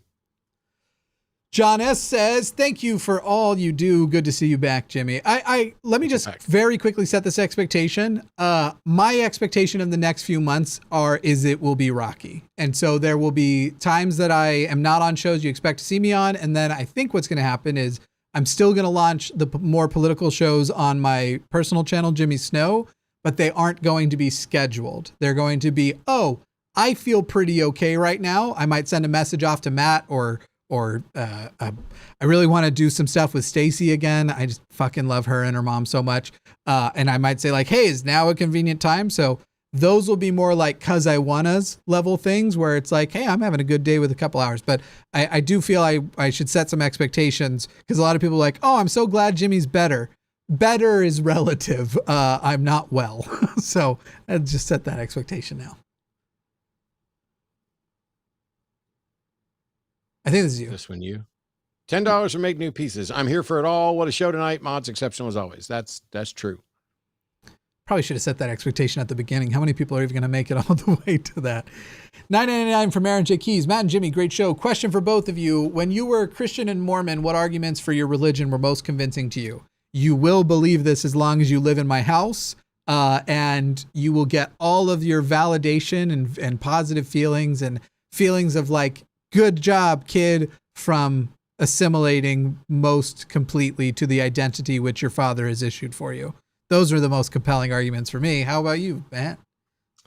The only one that really lasted was something that my uncle presented to me saying, because I had a friend who was an atheist and I was like, how do I talk to them about atheism? How do I convince them that there's a problem? And his reply was, where do they get their morals from? Without God, there's no objective moral foundation. And while I now understand all the various problems with that, at the time, I wasn't studied at all on those subjects and hadn't really thought about it. And it was like, I genuinely remember going, oh, duh, of course there can't be objective moral foundations without God.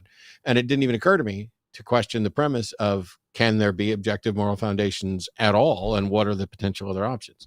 So that was the one that probably kept me the longest. The late Peter Cook says, the predicament, power to the people. Yes, people are stupid. Yes, power to the stupid. No. Yes. Good enough. That's, yes. $10 from Dylan Fuller. Thank you for the rant. By the way, Jimmy, I've just been terrified, especially living in Florida. Also, here's a compliment. My life has been genuinely easier having met you and doing what I can to help the show. Thank you. Thank you, though. I mean, you're the one doing what you can to help the show.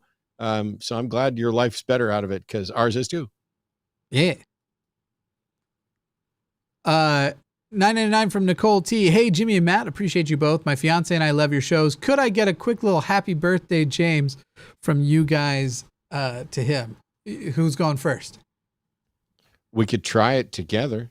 Oh, I have a bit. Oh, happy birthday, James. And let me tell you something, James. Nicole went out of her way to give us almost $10 whole, just 1 penny shy. That's how much you mean to Nicole. Is 1 penny shy of $10 is what Nicole thinks of you. But all value is relative. And for some people, $9.99 is like all they have in the world. And so have a very happy birthday, James. James, I just want to say happy fucking birthday from your friend here at the line, Xander Crookshanks. I didn't expect you'd get the Xander Crookshanks part if we said it at the same time. Now you got a refund of $5, but hey, I'm not refunding shit, because this is a thing you can book me to do on Cameo for $35, and I just did it for $10. So I don't even know if my Cameo's still active. I haven't had a Cameo booked in 2 years, I think. I got a specific message from Cameo welcoming me to the service and offering to help me set everything up so that people could offer to pay me to do messages like that on Cameo. And I never finished setting it up, just like I haven't finished setting up the monetization on my YouTube, because I'm an idiot. If you ever do it, tell me first, because I'll give you a referral link. Because I think I got I didn't make a ton, but I made something off of Seth. Seth used a referral link, and you get a percentage of nice. The fee. I think I already have the account. I think I made $1 every time someone booked a Seth Cameo. It was all right. Ooh, that's cool. Yeah.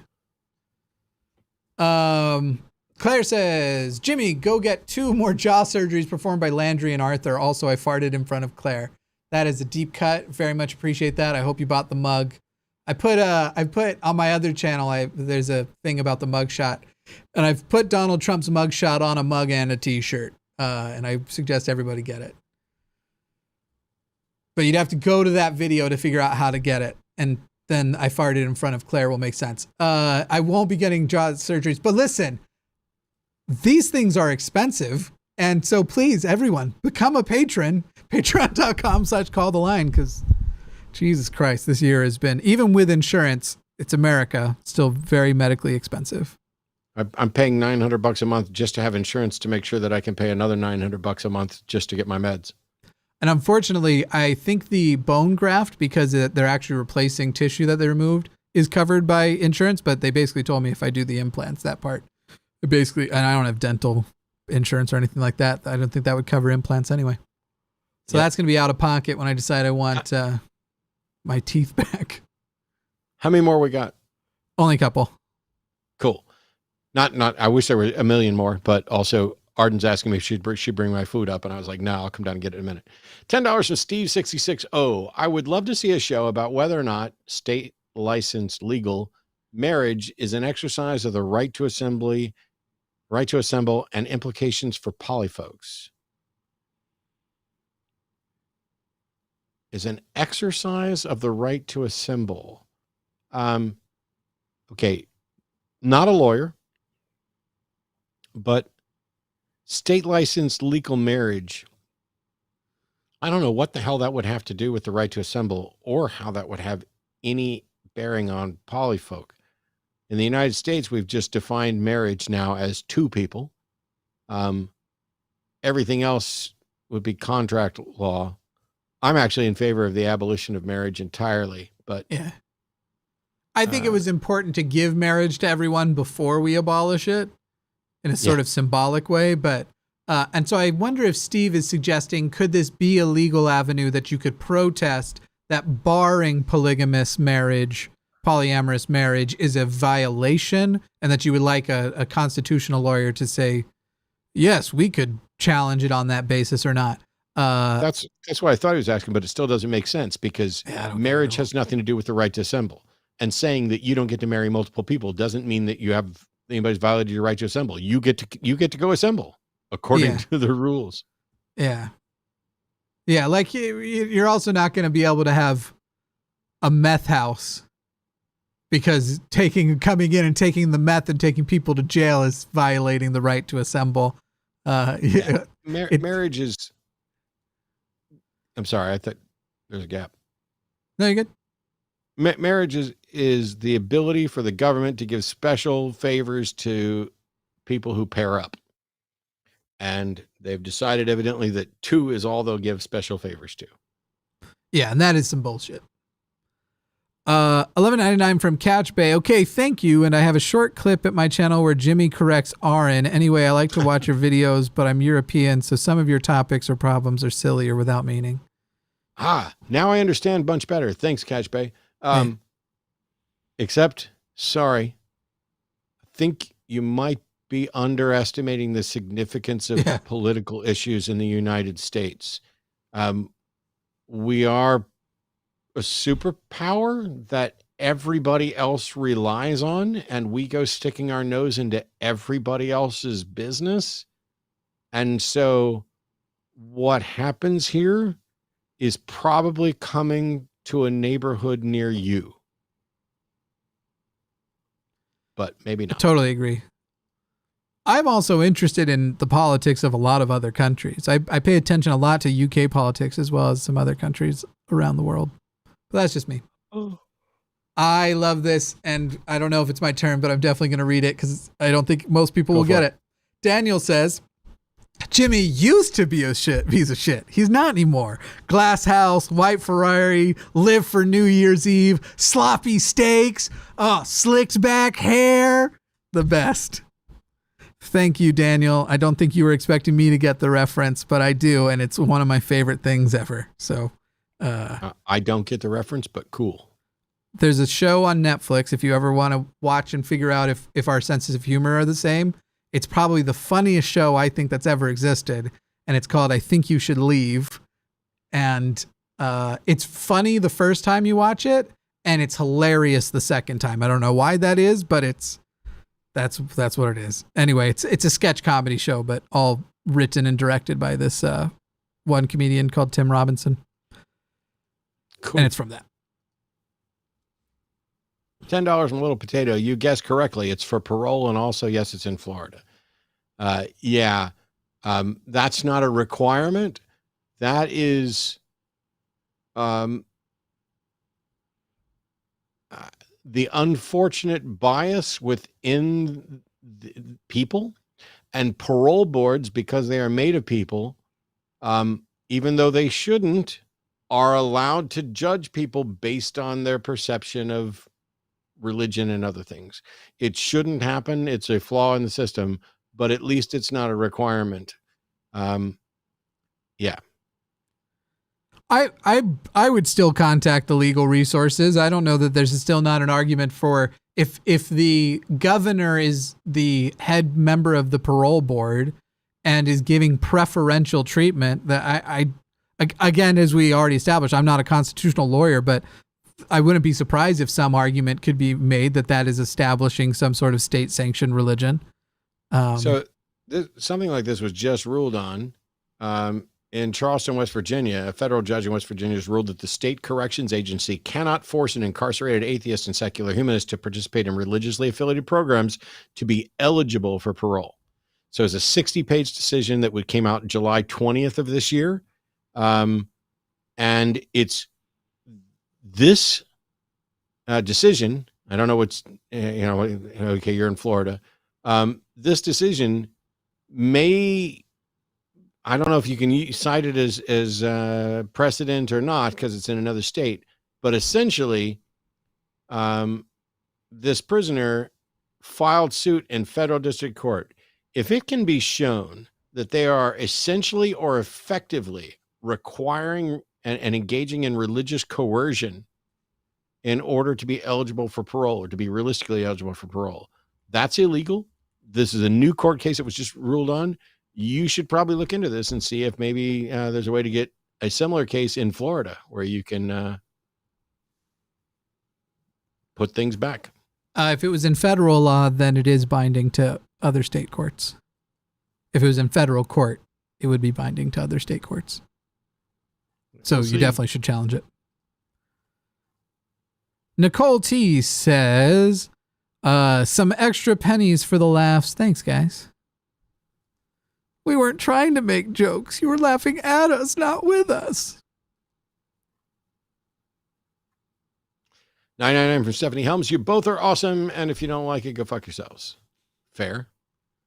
I'm going to do it anyway, even if I do like it. Well, that's it. Well, while the decision that came down in federal court can be used elsewhere, it doesn't mean that West Virginia's restrictions are the same as the Florida restrictions. Sure. If there's no indication that they're forcing or pushing something, for example, if atheists not participating in religious instruction are paroled at the same rate as everybody else or a significant portion, then it could just be a non-issue. I hope. We're done. What? Yeah, it's all over. Can't be done.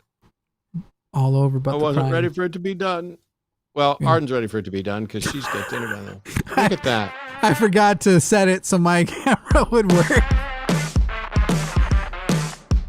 I don't even get to make closing remarks. No, Jimmy's just running the exit intro right now. What am I supposed to do? I was supposed to get maybe naked today and everything else, but now you've reserved. I thought you would do it over the music, but the music's pretty loud, I'm realizing. That's all right. I'm done. Thanks, everybody, for tuning in. Thanks to our moderators. Thanks to the call screener. Thanks to Jimmy. I'm so glad that you're back. And even if you're in blackface right now, somebody should point that out. Tune in tomorrow for the Transatlantic Call-In Show at 2 p.m. with Katie and Arden Hart. See you next time.